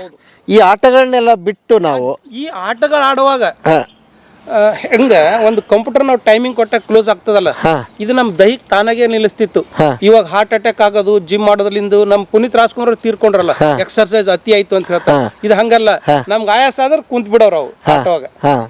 ಅಂದ್ರೆ ಎಷ್ಟು ಬೇಕೋ ಅಷ್ಟು ಕಂಪ್ಯೂಟರ್ ನಾವು ಇವತ್ತು ಏನ್ ಹೇಳ್ತೀವಿ ಆ ವರ್ಕ್ ಮಾಡ್ತೀವಿ ನಾವು. ಹಿಂದಿನ ಆಟಗಳು ಆಯಾಸ ಬಂದಾಗ ಕೂಡೋರು. ಈಗ ಖೋ ಖೋ ಆಡ್ತಿದ್ರು, ಫುಗಡಿ ಹೆಣ್ಮಕ್ಳದ್ದು ಆಡ್ತಿದ್ರು, ಇಂಥ ಆಟಗಳೆಲ್ಲ ಎಷ್ಟು ಬೇಕಷ್ಟು ಆಡೋರು ಸಾಕಾದ್ರೆ ನಿಲ್ಸ್ಬಿಡೋರು ಮತ್ತೆ ಆಡೋರು. ಅಂದ್ರೆ ಇದ್ರೊಳಗೆ ಬಂಧನ ಇರ್ಲಿಲ್ಲ, ನಮ್ಗೆ ಖುಷಿ ಇರ್ತಿತ್ತು. ಇಲ್ಲಿ ನಿಮ್ಮ ಮಕ್ಳಿಗೆ ಪುಣ್ಯ ಮಾಡ್ಯಾರ್ರಿ. ಯಾಕಂದ್ರೆ ಇಂಥ ಶಾಲೆ ನಿಜಕ್ಕೂ ಎಷ್ಟು ಬುದ್ಧಿ ವಿಕಾಸ ಇದೆ, ಸಾಂಸ್ಕೃತಿಕ ವಿಕಾಸ ಇದೆ. ಬೇರೆ ಕಡೆಗೆ ಹೇಳ್ತೀನಿ, ಇದು ಪರಿಸರ ಅಲ್ಲ, ಕಾಡಲ್ಲ. ಕಾಡ್ ಅಂದ್ಮೇಲೆ ಹಾವು ಚೇಳು ನವಿಲ್ಗಳು ನೋಡ್ಬೇಕು ನೀವು. ಇಲ್ಲಿ ನೂರ್ ನವಿಲ್ಗಳು ಬಂದು ನಿಲ್ತಾವ. ನಿಜವಾದ ನವಿಲ್ ಇದು ಅಲ್ಲ, ಇದು ನಾವು ಸೃಷ್ಟಿ ಮಾಡ್ತಾ ಇರೋದು ನವಿಲು. ಆದ್ರ ನಿಜವಾದ ನವಿಲ್ಗಳು ಬರ್ತಾವ. ಇಲ್ಲಿ ಪ್ರಕೃತಿ ನಿಯಮ ಹೆಂಗದಂದ್ರ, ಬೇರೆ ಕಡೆ ಹಾವು ಬಂತ ಅಂತಾರಲ್ಲ, ನಮ್ಮ ಮಕ್ಕಳು ಹೋಗ್ಲತ್ರ ನೋಡ್ತಾರ, ಸರ್ ಅಲ್ಲಿ ಹಾವು ಹೋಯ್ತು ಗಿಡದಾಗ್ರಿ ಅಂತಾರ. ಅವ್ರಿಗೆ ಭಯ ಇಲ್ಲ, ಅದ್ರ ಬಗ್ಗೆ ಕುತೂಹಲ ಇದೆ, ಅಲ್ಲಿ ಹೋಯ್ತು ನೋಡ್ರಿ ಅಂತಾರ. ಸರ್ ಇವತ್ತು ಹೆಬ್ಬಾವ್ ಇತ್ರಿ ಅಂತಾರ. ಆ ದೂರಿಂದನೇ. ಅದಕ್ಕೆ ನಾವೇನ್ ಮಾಡ್ತೀವಿ ಅಂದ್ರೆ ವಿದ್ಯಾರ್ಥಿಗಳಿಗೆ ಒಬ್ಬೊಬ್ಬರನ್ನ ಬಿಡಲ್ಲ. ಇಲ್ಲಿ ಪರಿಸರ, ಈ ಮರಗಳ ಮಧ್ಯೆ ಇದೊಂಥರ ಕಾಡು. ಈಗ ಬಂದವ್ರು ಹೇಳ್ತಾರ, ನಿಮ್ಮಲ್ಲಿ ಒಂದು ದಾಂಡೇಲಿನೇ ಸೃಷ್ಟಿ ಮಾಡಿದ್ರಲ್ರಿ ಅಂತಾರ. ಹೌದು.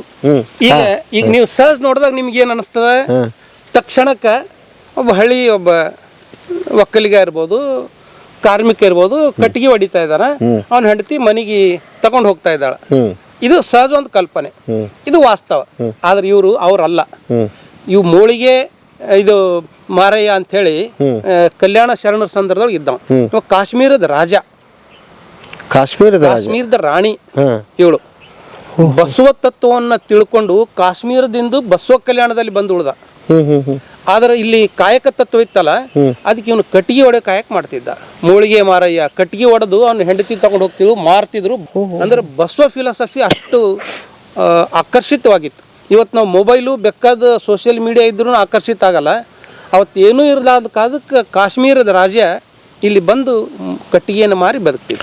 ಬಸವಣ್ಣನವರ ತತ್ವಗಳನ್ನು ನಂಬಿ ಮಾರು ಹೋಗಿ ಇಲ್ಲಿ ಬಂದು ಈ ಕೆಲಸ ಮಾಡಿ ಬದುಕಿ ಬಾಳಿದಂಥವ್ರು. ಇಲ್ಲಿ ಎರಡು ಕಲ್ಪನೆ ನೋಡೋರು ಸಹಜವಾಗಿ ರೈತರದ ಬದುಕಿನ ಒಂದು ಕಲ್ಪನೆ.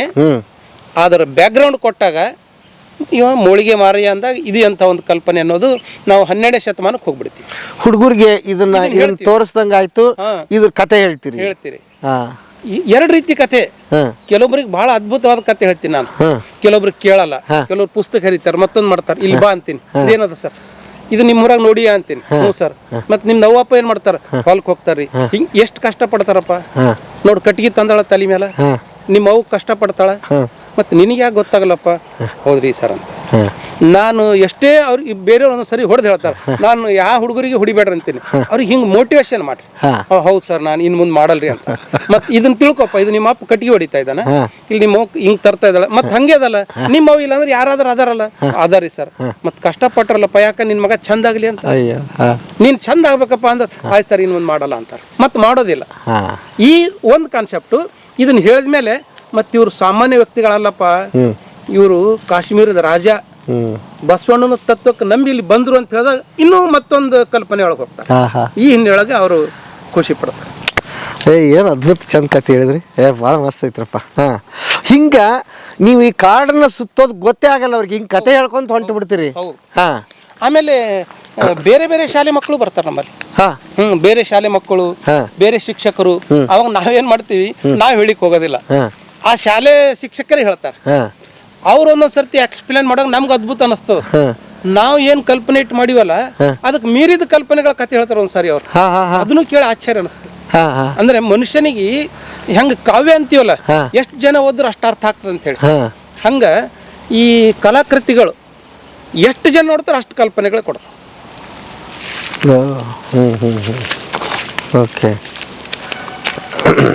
ಇದು ಮಕ್ಕಳಿಗೆ ಈಜುಕೊಳ ಮಾಡಿ. ಈಜುಕೊಳ? ಈಜುಕೊಳ ನಿನ್ನೆನೆ ಅದು ಕ್ಲೀನ್ ಮಾಡಿದೆವು. ಇಲ್ಲ ನಿಮ್ಗೆ ಅದು ಕಾರಂಜಿ ಸಹಿತ ಈಜುಕೊಳ. ಹಿಂದ್ಗಡೆ ಮ್ಯೂಸಿಕ್ ಹಚ್ತೀವಿ, ಸೌಂಡ್ ಬಾಕ್ಸ್. ಅದು ಒಂಥರ ಕಟ್ಗಿದ್ದು ಮಾಡಿದ್ದಿದೆ. ಆಮೇಲೆ ಜಾರಬಂಡಿ, ಹಿಂಗ್ ಚಿಡಿ ಏರೋದು, ಹುಡುಗರಿಗೆ ಬಹಳ ಅದ್ಭುತ. ನೀವು ನೀರಿದ್ದಾಗ ನೋಡಿದ್ರ. ಆಮೇಲೆ ಹಿಂದೆ ಕಾಯಕ ಲೋಕ ಅಂತಿದೆ. ಈ ಮಕ್ಕಳೆಲ್ಲ ಬಂದು ಇಲ್ಲಿ ಈಜಾಡ್ತಾರ? ನಿಮ್ಮ ಮಕ್ಕಳೆಲ್ಲ ಬಹಳ ಖುಷಿ ಪಡ್ತಾರ. ಇವನ್ ಈ ಈಜುಕೊಳದ ಸ್ವಚ್ಛತೆನೂ ಮಾಡ್ತೀವಲ್ಲ, ಲೇಬರ್ ನಮ್ಮ ಮಾತು ಇಲ್ಲ ಯಾವತ್ತು. ಅದ್ರೊಳಗೆ ಇನ್ವಾಲ್ವ್ಮೆಂಟ್ ಮಕ್ಕಳಿಗೆ ಮಾಡ್ತೀವಿ. ಅವ್ರು ಕೆಲಸ ಮಾಡ್ತಾರಂತ ಮಾಡಲ್ಲ, ಮಾಡೋದೆಲ್ಲ ಲೇಬರ್ ಮಾಡ್ತಾನ. ಇವ್ರು ನಾನು ಮಾಡ್ತೀನಿ ಅಂತ ಖುಷಿಯೊಳಗ ಸ್ವಲ್ಪ ಇಲ್ಲಿ ಪಾಚಿಗಡ್ದಾಗ ಏನೋ ಅದ. ನಾವು ವಾರಕ್ಕೊಂದ್ಸಾರಿ ಮತ್ತೆ ಕೆಮಿಕಲ್ ಉಪಯೋಗ ಮಾಡಲ್ಲ. ಯಾಕೆ ಮಾಡಲ್ಲ ಅಂದ್ರೆ ನ್ಯಾಚುರಲಿ ಈ ನೀರ್ ಬಿಡ್ತೀವಿ ವಾರಕ್ಕ, ಮತ್ತೆ ಇದು ಹೆಂಗ ಮಲ್ಟಿಪರ್ಪಸ್ ನಮಗಿದು. ಇದರಲ್ಲಿ ಇದ್ದಿದ್ದ ನೀರು ಮತ್ತೆ ಮರಗಳಿಗೆ ಬಿಡ್ತೀವಿ. ಹಾಗಾಗಿ ನಾವು ವಾರಕ್ಕೊಂದ್ಸಾರಿ ನೀರು ಬದಲಾವಣೆ ಮಾಡ್ತಾ ಇರ್ತೀವಿ. ಈ ಚಿಡಿ ಮೂಲಕ ಇರ್ತಾರ, ಆ ಕಡೆ ಈ ಕಡೆ ಜಾರ ಬಂಡಿ ತರ ಆಡ್ತಾರ, ಅಲ್ಲಿ ಕಾರಂಜಿ ಹಾರ್ತದ, ಅಲ್ಲಿ ಸೌಂಡ್ ಬಾಕ್ಸ್ ಅಲ್ಲಿ ಹಾಡುಗಳು ಹಚ್ತೀವಿ. ಹಾಡುಗಳು ಹೆಂಗ ಅದ್ಭುತ ಅಂದ್ರೆ ಯಾವ್ದೋ ವಚನ ಹಚ್ತೀವಿ, ಯಾವ್ದೋ ಹಿನ್ನೆಲೆ ಹಚ್ತೀವಿ. ಸರ್ತಿ ಆ ಮಕ್ಕಳಿಗೆ ನೋಡೋ ನೀವೇ ಹಚ್ಕೋರಪ್ಪ ಅಂದ್ರೆ ಅವ್ರು ಯಾವ್ದೋ ಇವತ್ತಿನ ಮಾಡರ್ನ್ ಹಾಡುಗಳು ಹಾಕ್ತಾರೆ, ಡಿಜೆ ಸಾಂಗ್ಗಳು ಹಾಕ್ತಾರೆ, ಕುಣಿತಾರ. ಒಂದ್ ರೀತಿಲಿ ಬರೇ ಈಜ ಆಡೋದು ಅಷ್ಟೇ ಅಲ್ಲ, ಕುಣಿತ ಹಾಡು ಹಾಡ್ತಾರ, ಕುಣಿತ ಎಂಜಾಯ್ ಮಾಡ್ತಾರ. ಇಂಥ ಚಳಿ ಅಂತೀವಲ್ಲ ನಾವು, ಇಲ್ಲ ಸರ್ ಅಲ್ಲಿ ಕರ್ಕೊಂಡು ಹೋಗ್ರಿ ಅಂತಾರ ಅವ್ರೆ ಈಜುಕೊಳಕ್. ನೀರ್ ಬೀಸಿ ಇರುತ್ತೆ, ಎಂಜಾಯ್ಮೆಂಟ್ ಮಾಡ್ತಾರೆ. ಏನ್ ನಿಮ್ದು ಒಂಥರ ರೆಸಾರ್ಟ್ಗಿಂತ ಮಸ್ತ್ ಐತ್ರಿ ಇದು ಸಾಲಿ. ರೆಸಾರ್ಟ್ ಕಲ್ಪನೆ ಬೇರೆ, ಅಲ್ಲಿ ಓನ್ಲಿ ಮೋಜು ಮಸ್ತಿ ಅನ್ನೋ ಕಲ್ಪನೆ ಇರ್ತದೆ. ನಾವು ಸಾಂಸ್ಕೃತಿಕ ಲೋಕ ಇಟ್ಟಿಂದ ಅದನ್ನೇ.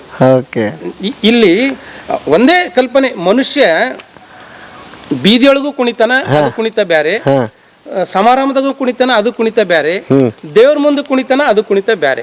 ಇಲ್ಲಿ ಭಕ್ತಿ ಭಾವ ತುಂಬಿರ್ತದ, ಬೀದಿಯೊಳಗೆ ಹುಚ್ಚರು ಕುಣಿತ ಇರ್ತದ, ಮತ್ತ ಹಬ್ಬ ಹರಿದೊಳಗ ಆಚರಣೆ ಇರ್ತದ. ಹಿಂಗ ಈ ರೆಸಾರ್ಟ್ ಅನ್ನೋ ಕಲ್ಪನೆಗೆ ನಾನು ಒಂದೇ ಸರ್ತಿ ಏನ್ ತಿರಸ್ಕಾರ ಮಾಡಲ್ಲ. ರೆಸಾರ್ಟ್ ಕಲ್ಪನೆಗೂ ಸಾಂಸ್ಕೃತಿಕ ಕಲ್ಪನೆಗೂ ಈ ವ್ಯತ್ಯಾಸ. ಹೆಂಗ್ ದೇವ್ರ ಮುಂದೆ ಕುಣಿದ್ರೆ ಅದು ಭಕ್ತಿ ಭಾವ ಆಗ್ತದ. ರಾಧಾ ಕುಣಿದಳು, ಪಂಡರಿನಾಥ ವಿಠಲ ಅಂತ ಹೇಳಿ ಕುಣದ, ಅಲ್ಲಿ ಒಂದು ಭಕ್ತಿ ಭಾವ ಬರ್ತದೆ. ಹಂಗಿಲ್ಲಿ ಸಾಂಸ್ಕೃತಿಕ ಲೋಕದೊಳಗೆ ನಿಮ್ಮ ರೆಸಾರ್ಟ್ ಕಲ್ಪನೆ ಅಲ್ಲಿ ಇರೋದು ಎಲ್ಲವೂ ಇದ್ರೂ ಕೂಡ ಇಲ್ಲಿ ನಮ್ಗೆ ಸಂಸ್ಕಾರಕ್ಕೆ ಕರ್ಕೊಂಡು ಹೋಗ್ತದೆ. ಭಾರತೀಯ ಹಿನ್ನೆಲೆಯೊಳಗೆ ಸಂಸ್ಕೃತಿಯನ್ನು ಬಿಂಬಿಸ್ತದೆ ಈ ಕಾನ್ಸೆಪ್ಟ್ ನಮ್ದು. ಅದೇ ಈಜುಕೊಳ ರೆಸಾರ್ಟಲ್ಲಿ ಇರ್ತದೆ, ಅದೇ ಈಜುಕೊಳ ಇಲ್ಲಿ ಇರ್ತದೆ. ಇಲ್ಲಿ ಡ್ಯಾನ್ಸ್ ಮಾಡೋದು ಖುಷಿಯೊಳಗೆ ಮಾಡ್ತಾರೆ, ಅಲ್ಲಿನ ಖುಷಿ ಬೇರೆ. ಇದು ವ್ಯತ್ಯಾಸ. ಅದ್ಭುತ.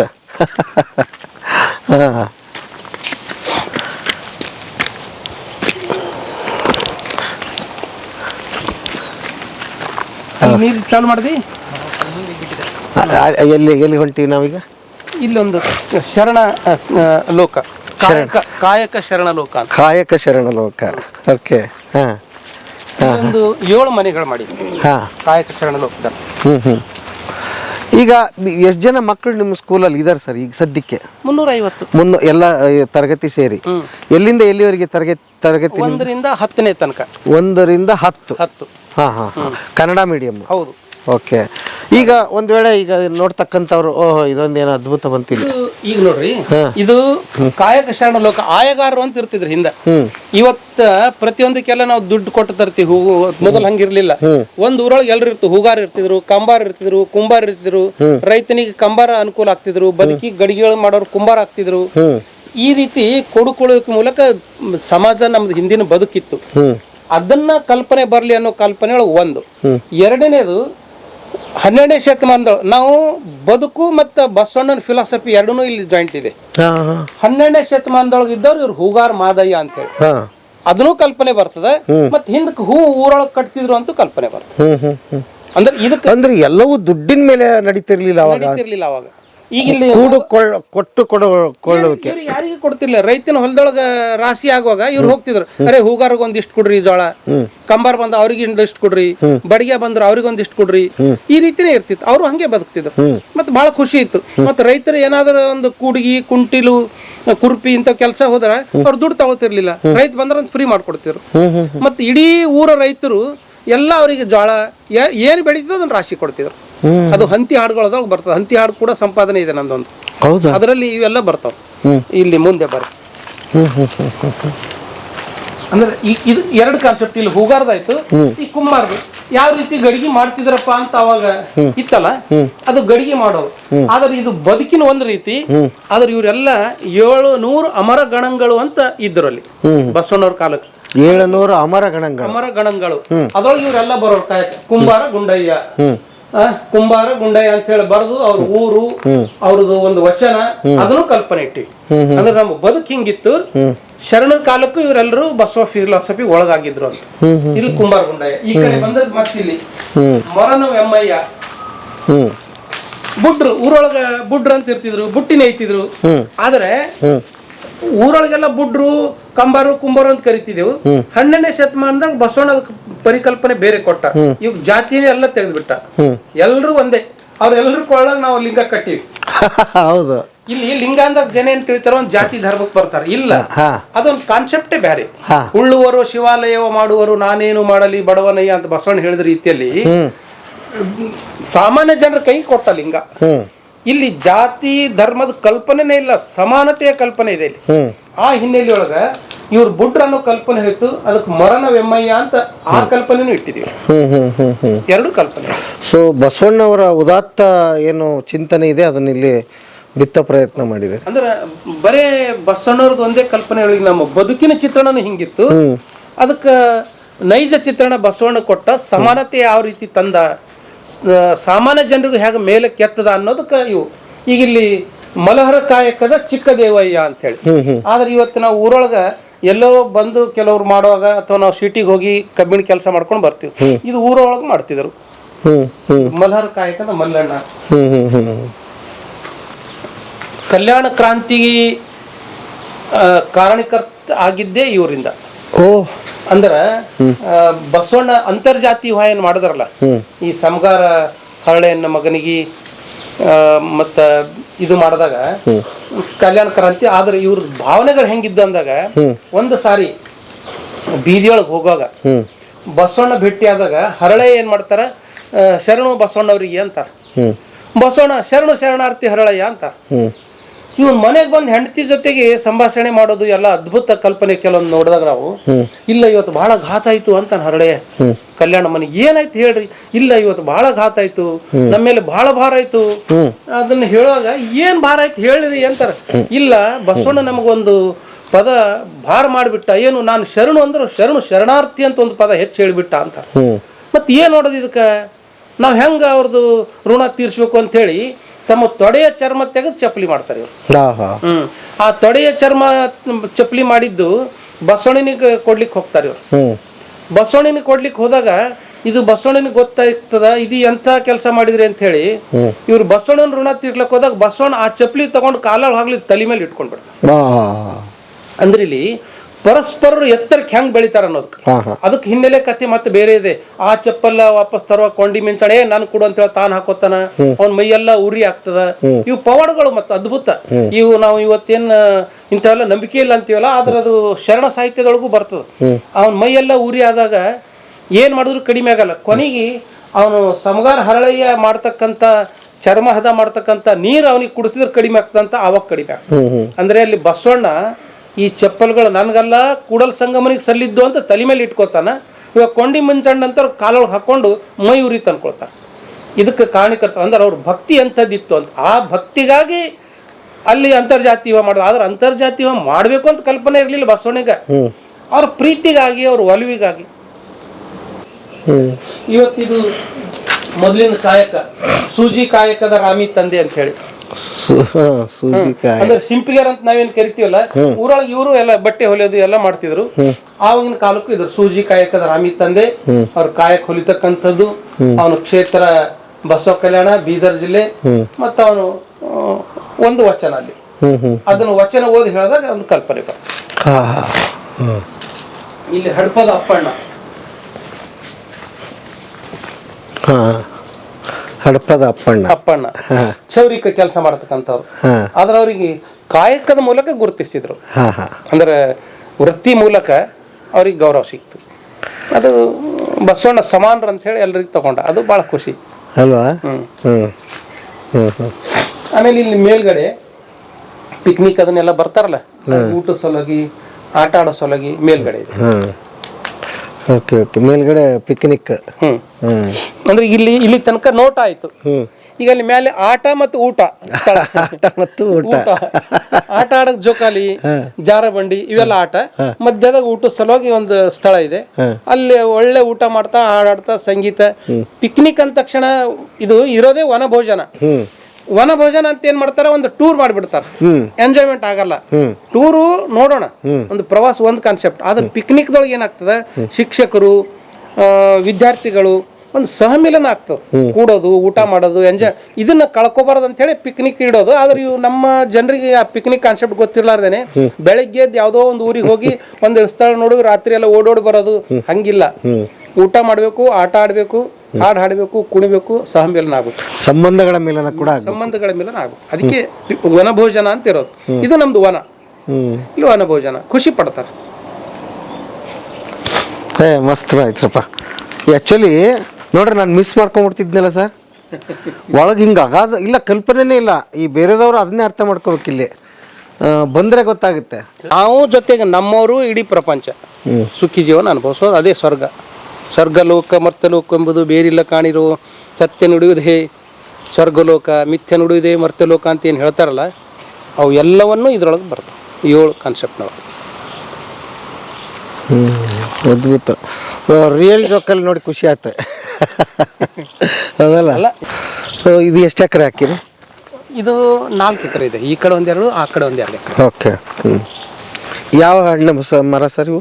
ಇದು ಪೇರು ಜಾಬ್ರ ಹಣ್ಣು ಅಂತ. ಆಮೇಲೆ ಇವೆಲ್ಲ ನೇರಳೆ ಮರ, ಇವು ದೊಡ್ಡ ಕಾಣೋದಿಲ್ಲ. ಓಕೆ. ಹಾಂ,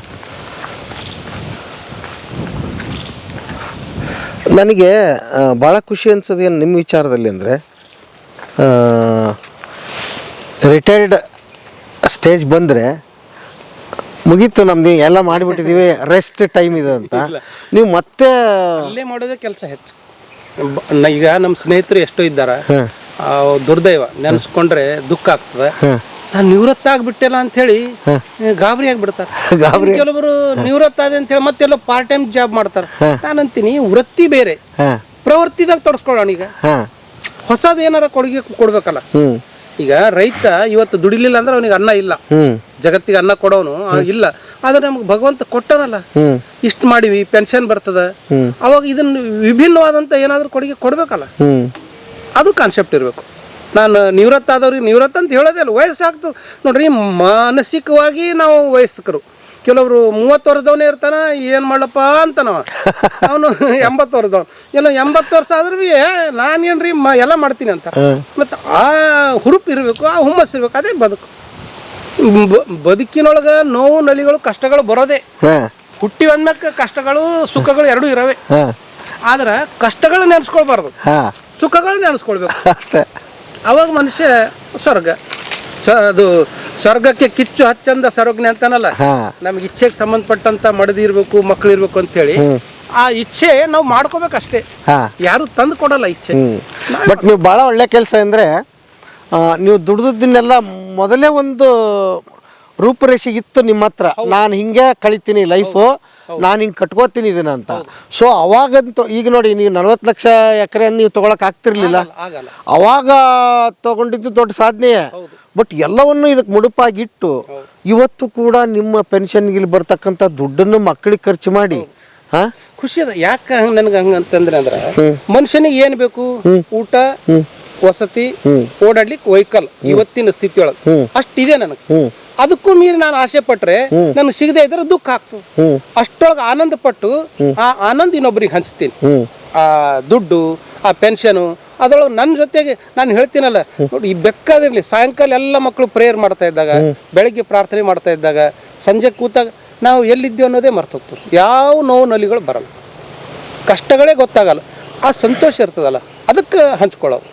ಇಷ್ಟು ಮನುಷ್ಯನಿಗೆ ಸಾಕು. ನಾವೇನು ಮಾಡ್ತೀವಿ ಅಂದ್ರೆ ಅಷ್ಟು ಆದ್ರೂ ಇನ್ನೇನು ಸಾಯೋ ಸ್ಥಿತಿಯೊಳಗೆ ಇರ್ತೀವಿ, ಆದರೂ ಇನ್ನೂ ಬೇಕಂತ ಕಲ್ಪನೆ ಇರ್ತದೆ. ಅರೆ ಎದಕ್ಕೆ ಬೇಕು? ನಾನು ಜೊತೆಗೆ ನನ್ನ ಜೊತೆಗೆ ಎಲ್ಲರೂ ಹಂಚ್ಕೊಂಡು ತಿನ್ಬೇಕು ಅನ್ನೋ ಭಾವನೆ ಇದ್ದರೆ ಖುಷಿ ಇರಲ್ಲ. ನಾನು ಮಾತ್ರ ತಿಂತೀನಿ ಅಂದ್ರೆ ಖುಷಿ ಇರಲ್ಲ. ಮರಗಳು ನೋಡ್ರಿ, ಈ ವಿಜ್ಞಾನಿಗಳು ಹೇಳಿದ್ದು ಮರಗಳಿಗೂ ಜೀವಗಳದಾವ ಅಂತ. ನಾವು ಸ್ಟೆಥೋಸ್ಕೋಪ್ನೊಳಗೆ ಒಂದು ಎಲಿ ತೋರಿಸ್ತೇವೆ ಮಕ್ಕಳಿಗೆ. ಎಲಿ ಹರಿಲಿಕ್ಕೆ ಹೇಳಲ್ಲ ನಾವು, ಒಂದು ಟಂಗೆ ಮುರಿಲಿಕ್ಕೆ ಹೇಳಲ್ಲ. ನೋಡಪ್ಪ, ನಮ್ಮಂಗೆ ಅದಕ್ಕೂ ಜೀವ ಇದೆ. ನಾವು ಓಡಾಡ್ತೀವಿ, ಅದು ಒಂದ್ ಕಡೆ ನಿಲ್ತು. ಮತ್ತೆ ಅದಕ್ಕೆ ನಾವು ರಕ್ಷಣೆ ಮಾಡಬೇಕು. ಅನ್ನ ಬೇಕು, ನೀರು ಬೇಕು. ಅನ್ನ ನೀರು ಒಂದು 15 ದಿವಸ ಅನ್ನ ಇರದೇ ಇದ್ರೆ ಬದುಕಬಹುದು, ಒಂದು 4 ದಿವಸನೂ ನೀರು ಇರದೇ ಇದ್ರೆ ಬದುಕಬಹುದು. ಆದ್ರೆ ಒಂದು ಕ್ಷಣ ಗಾಳಿ ಇಲ್ಲದೆ ಇದ್ರೆ ಬದುಕಲಿಕ್ಕೆ ಆಗಲ್ಲ. ಮತ್ತು ಅಂಥ ಮರಕ್ಕೆ ನಾವು ರಕ್ಷಣೆ ಕೊಡಬೇಕು. ಅದು ದೇವರಂತ ತಿಳಿಬೇಕು ನಾವು. ಈಗ ಕಲ್ಲು ದೇವರಲ್ಲ, ಮಣ್ಣು ದೇವರಲ್ಲ ಅನ್ನೋದು ಒಂದು. ಆದರೆ ಸೃಷ್ಟಿಗೆ ಬದುಕು ಸಿಕ್ಕೋದೇ ಮರ. ಆ ಮರಗಳಿಂದ ಆನಂದ ಪಡಿಬೇಕಲ್ಲ. ಆ ಹಿನ್ನೆಲೆಯೊಳಗೆ ಮರ ಯಾಕೆ ಬೆಳೆದ್ರಿ ಇಷ್ಟೆಲ್ಲ ಅನ್ನೋರು ಇರ್ತಾರೆ. ಬರೀ ಮರನೇ ಅಲ್ಲ. ನಿಮ್ಗೆ ಇನ್ನೊಂದು ವಾಸ್ತವ ಸಂಗತಿ ಹೇಳ್ಬೇಕಂದಾಗ, ಪ್ರಾರಂಭದಲ್ಲಿ ಇಲ್ಲಿ ನಮ್ಮ ಬೋರ್ವೆಲ್ಗೆ ನೀರು ಸರಿಯಾಗಿರ್ತಿರ್ಲಿಲ್ಲ. ಯಾವ ಮರಗಳು ದೊಡ್ಡ ಅದಲ್ಲ. ಈಗ ನಮ್ಮ ಬೋರ್ವೆಲ್ ಗ್ಯಾಪ್ಗಳೇ ಕೊಡಲ್ಲ. 3 ಬೋರ್ವೆಲ್ ಅದಾವ. ನಿರಂತರ 24 ತಾಸು ಆದ್ರೂ ನೀರು ಬರ್ತದೆ. ಮಳೆ ಬಿದ್ದಂಥ ನೀರು ಭೂಮಿಯೊಳಗೆ ಇಂಗುತ್ತದೆ. ಮತ್ತು ಅದು ನಮಗೆ ಎಷ್ಟು ಲಾಭ ಕೊಡ್ತು? ಪರಿಸರ ಗಾಳಿ ಕೊಡ್ತು, ನೀರು ಕೊಡ್ತು. ಇವೆರಡೂ ನಮಗೆ ಪ್ರತ್ಯಕ್ಷ ಅದಾವ. ಮತ್ತು ಮುರಿದು ಬಿದ್ದಂಥ ಕಟ್ಟಿಗೆಗಳೇ ನಾವು ಉರುವಲು ಬಳಸ್ತೀವಿ. ಮೊದಲ ಪ್ರತಿ ತಿಂಗಳು 4,000 - 5,000 ರೂಪಾಯಿದ ಕಟ್ಟಿಗೆ ಖರೀದಿ ತರ್ತಿದ್ದೆವು. ನಾವು ಕಟ್ಟಿಗೆ ಖರೀದಿ ತರೋದೇ ಇಲ್ಲ. ಈಗ ಇಲ್ಲೇನು ಗಾಳಿಗೆ ಮುರಿದು ಬೀಳ್ತದ, ಮತ್ತೊಂದು ಆಗ್ತದೆ. ಈ ಗಿಡಗಳೆಲ್ಲ ನಾವು ತಗೊಂಡು ಹೋಗ್ತೀವಲ್ಲ, ಅವೇ ನಮ್ಮ ಹಾಸ್ಟೆಲ್ ವಿದ್ಯಾರ್ಥಿಗಳ ಊಟಕ್ಕೆ ಆಗ್ತದೆ. ಮತ್ತು ಇದನ್ನು ನಮ್ಗೆ ಆದಾಯನೇ ಕೊಡ್ತದೆ. ಈ ಹಿನ್ನೆಲೆಯೊಳಗೆ ಈ ಪ್ರಕೃತಿ ಇದ್ರ ಸೊಬಗು, ಇದ್ರ ಆನಂದ, ಖುಷಿನೇ ಬೇರೆ. ಬಟ್ ನನಗೆ ಈ ಮಕ್ಕಳಿಗೆ ಈ ಬದುಕಿನ ಬುತ್ತಿ ಕಟ್ಟಿ ಕೊಟ್ಟು ಕಳಿಸ್ತಿರಲ್ಲ ಅವ್ರಿಗೆ, ಹೌದು, ತಮ್ಮ ಮುಂದಿನ ಬದುಕಲ್ಲಿ ಇನ್ಸ್ಪೈರ್ ಆಗಿ ಅವನು 15 ಎಕರೆ ಮಾಡೋದು ಬೇಡ, 2 ಮರ ಹಚ್ಚಿರಿ ಅಂತೀನಿ ನಾನು. ಭಾಳಿಲ್ಲ, ನಿಮ್ಮ ಮನೆ ಪಕ್ಕದಾಗ ಎಲ್ಲೋ ಜಾಗ ಇದ್ರೆ 2 ಮರ. ಆಮೇಲೆ ಸ್ಕೂಲ್ ಮಾಡ್ತಕ್ಕಂಥವ್ರು ನೋಡ್ಬೇಕು ಇದನ್ನ. ಇಲ್ಲಿ ಹಾಗೆ ಅಂದ್ರೆ ದೈಹಿಕವಾಗಿ, ಬೌದ್ಧಿಕವಾಗಿ, ಮಾನಸಿಕವಾಗಿ, ಸಾಂಸ್ಕೃತಿಕವಾಗಿ ಮಕ್ಕಳು ಬೆಳೀತಾರೆ ಇಲ್ಲಿ, ಅಲ್ವಾ? ಬೇರೆ ಎಲ್ಲ ಬರೀ ನೀವು ಕಟ್ಟಡದಲ್ಲಿ ಮಕ್ಕಳನ್ನ ಹಾಕಿ ಬೆಳೆಸ್ತೀರಿ ಅಂದ್ರೆ ಸರ್ವತೋಮುಖ ಬೆಳವಣಿಗೆ ಆಗೋದಿಲ್ಲ ನೋಡ್ರಿ. ಬಹಳ ಅದು ಜೋಕ್ ಇರ್ಬೋದು, ಮತ್ತೊಂದು ಇರ್ಬೋದು, ಗೊತ್ತಿಲ್ಲ. ನಮ್ಮಲ್ಲಿ ಒಬ್ಬ ಶಾಸಕರು ಬಂದಿದ್ರು, ಯಾರು ಅಲ್ಲಂಪುರ ಪಾಟೀಲ್ರು. ಅವಾಗ ಸಹಜವಾಗಿ ಯಾವುದೋ ಒಂದು ಚರ್ಚೆಗೆ ಬಂದಾಗ ಹಾಲು ಹೆಂಗ್ ಬರ್ತಾವಪ್ಪ ಅಂತ ಕೇಳಿದ್ರ, ಹಾಲು ಪಾಕೆಟ್ನಾಗ ಬರ್ತಾವ್ರಿ ಅಂತ ಹೇಳಿದ ಒಬ್ಬ ಹುಡುಗ. ಪಾಕೆಟ್ ಎಲ್ಲಿಂದ ಬರ್ತದ, ಮಾರ್ಕೆಟ್ನಾಗ ಸಿಗ್ತದ್ರಿ ಅಂತ ಹೇಳಿದ. ಈಗ ನಮ್ಮ ಮಕ್ಳಿಗೆ ಕೇಳಿ ನೀವು, ಹಾಲು ಹುಲ್ಲು ಮೇಯ್ತಾವ್ರಿ, ನಮ್ಮ ಎಮ್ಮೆ ಹಾಲು ಕೊಡ್ತದ, ಹಾಲು ತರ್ತೀವ್ರಿ ಅಂತ ಹೇಳ್ತಾರೆ. ಇದೇ ನಮ್ ಇವತ್ತಿನ ಆಧುನಿಕ ಪ್ರಪಂಚದ ಮಕ್ಳಿಗೆ ಕಲ್ಪನೆ ಇಲ್ಲ. ಹಾಲು ಹೆಂಗ್ ಬರ್ತ ಅನ್ನೋದು ಗೊತ್ತಿಲ್ಲಲ್ಲ. ಇದು ಇಲ್ಲಿ ಪ್ರತ್ಯಕ್ಷ ನೋಡ್ತಾರ ಅವ್ರು. ಮರ ಹೆಂಗ್ ಬೆಳೀತದ, ಮರ ಹೆಂಗ್ ಹಚ್ತೀವಿ, ಬೀಜ ಹೆಂಗ್ ಆಗ್ತದ. ಆಮೇಲೆ ಇವತ್ತು ಮಕ್ಕಳಿಗೆ ಟೆಕ್ಸ್ಟ್ ಅದಾವ, ರೈತನ ಕುರಿತು ಅದಾವ, ನೇಗಿಲ ಕುರಿತು ಅದಾವ, ಮಣ್ಣಿನ ಕುರಿತು ಅದಾವ, ಆ ಗೊಬ್ಬರ ಎಷ್ಟು ಪ್ರಕಾರ ಹಾಕ್ತಿವಿ ಅಂತ ಅದಾವ. ಅವೆಲ್ಲವೂ ನಮ್ಮ ಮಕ್ಕಳು ಪ್ರತ್ಯಕ್ಷ ನೋಡ್ತಾರ. ಈಗ ನೀರು ಹೇಳ್ದಲ್ಲ ನಿಮ್ಗೆ ಹಾವು ಅಂತೇನೆ, ಅರೆ ಬೇರೆ ಬೇರೆ ಪ್ರಾಣಿ ತೋರಿಸ್ತಾರ. ಇವತ್ತು ಹುಲಿ ತೋರಿಸ್ತಾರ, ಕರಡಿ ತೋರಿಸ್ತಾರ, ಹಾವು ತೋರಿಸ್ತಾರ. ಅವು ಇಲ್ಲಿ ಕಣ್ಣಾರೆ ಸಿಗ್ತಾವಲ್ಲ, ಟಿವಿ ಒಳಗೆ ಮಾಧ್ಯಮದಾಗ ನೋಡ್ತೀವಿ ನಾವು, ಎಲ್ಲವೂ ನೋಡ್ತಾರ. ಅದ್ರ ಬದುಕೇನು ಅವ್ರು ತಕ್ಷಣ ಪ್ರಶ್ನೆ ಮಾಡ್ತಾರ, ಸರಿ ಹಾವು ಕಸಿದ್ರೆ ಏನಾಗಲ್ಲೇನ್ರಿ? ಹೌದು, ಇದು ಕಸಿದ್ರೆ ವಿಷ ಆಗ್ತದ, ಇನ್ನು ಕೆಲವೊಂದು ಇರ್ತಾವೆ ವಿಷ ಆಗಲ್ಲ. ಇವು ಪ್ರತ್ಯಕ್ಷ ಅವರಿಗೆ ಅನುಭವಗಳು ಸಿಗ್ತಾವ. ನವಿಲು ಬಂದ ತಕ್ಷಣ ಇದು ಏನ್ ತಿಂತದ ಅಂತಾರ. ಹಾವುಗಳು ತಿಂತದ, ನವಿಲುಗಳು. ಆಮೇಲೆ ಕೋಳಿಗಳು ಸಾಕಿದೆ ನಾವು ಇಲ್ಲಿ. ಆ ಕೋಳಿಗಳು ಲಾಭ ಕೊಡ್ತಿದ್ವು. ತತ್ತಿ, ಯಾವ್ಯಾವ ತತ್ತಿಗಳು, ಕೆಲವೊಂದು ಮಕ್ಕಳು ತತ್ತಿ ತಿನ್ನೋರಿಗೆ ತತ್ತಿನೂ ಕೊಡ್ತಿದ್ದೇವೆ ನಾವು. ಹೌದಾ? ಅಂದ್ರೆ ಎಲ್ಲವನ್ನೂ ಕಣ್ಣಾರೆ ಕಾಣ್ತಕ್ಕಂಥದ್ದು ಅದು ಪರಿಸರ. ಆಮೇಲೆ ಇದು ಆನಂದನೇ ಬೇರೆ, ಆರೋಗ್ಯ ಭಾಳ ಚೆನ್ನಾಗಿರೋದು. ನಾನು ಹೇಳಿದಲ್ಲ, ಈಗ ಇಲ್ಲಿ ತಿರುಗಿದ್ರೆ ಅದು ಯಾರಂದ್ರೆ ಒಬ್ಬ ಬೇರೆ ಕಡೆಯಿಂದ ದಾವಣಗೆರೆಯಿಂದ ಒಬ್ಬರು ಬಂದಿದ್ರು. ಹೊರಗೆ ಬಂದ ತಕ್ಷಣ ಹೇಳಿದ್ರು, ಸರ್ ನಿಮ್ಮ ಈ ಹಸಿರು ಕಾಶಿದಾಗ ಓಡಾಡಿದ್ಮೇಲೆ ನಾನು 2 ಮುಗುಲಿನ ಶ್ವಾಸ ಆಳುತ್ತೀನಿ ಅಂತ. ನನಗೆ ಕಲ್ಪನೆ ಬಂತು, ಹೌದಲ್ಲ ಇದು ಅಂತ ಹೇಳಿ. ಈಗ ನೀವು ಬೇಕಾದ್ರೆ ಅಬ್ಸರ್ವ್ ಮಾಡಿ ನೋಡ್ರಿ, 2 ಇದರಿಂದ ಒಂದೊಂದ್ ಸಾರಿ ಏನಾಗ್ತದೆ, ಒಂದ್ ಸೈಡ್ ಗಾಳಿ ಆಗ್ತದೆ, ಒಂದ್ ಸೈಡ್ ಗಾಳಿ ಆಡಲ್ಲ. ಆದ್ರೆ ಇದು 2 ಆಗ್ತದೆ ಭಾಳ. ಯಾಕಂದ್ರೆ ವಿವಿಧ ಪ್ರಕಾರದ ಮರಗಳು ಇರೋದ್ರಿಂದ ಒಂದೇ ತರದ ಮರ ಇಲ್ಲ.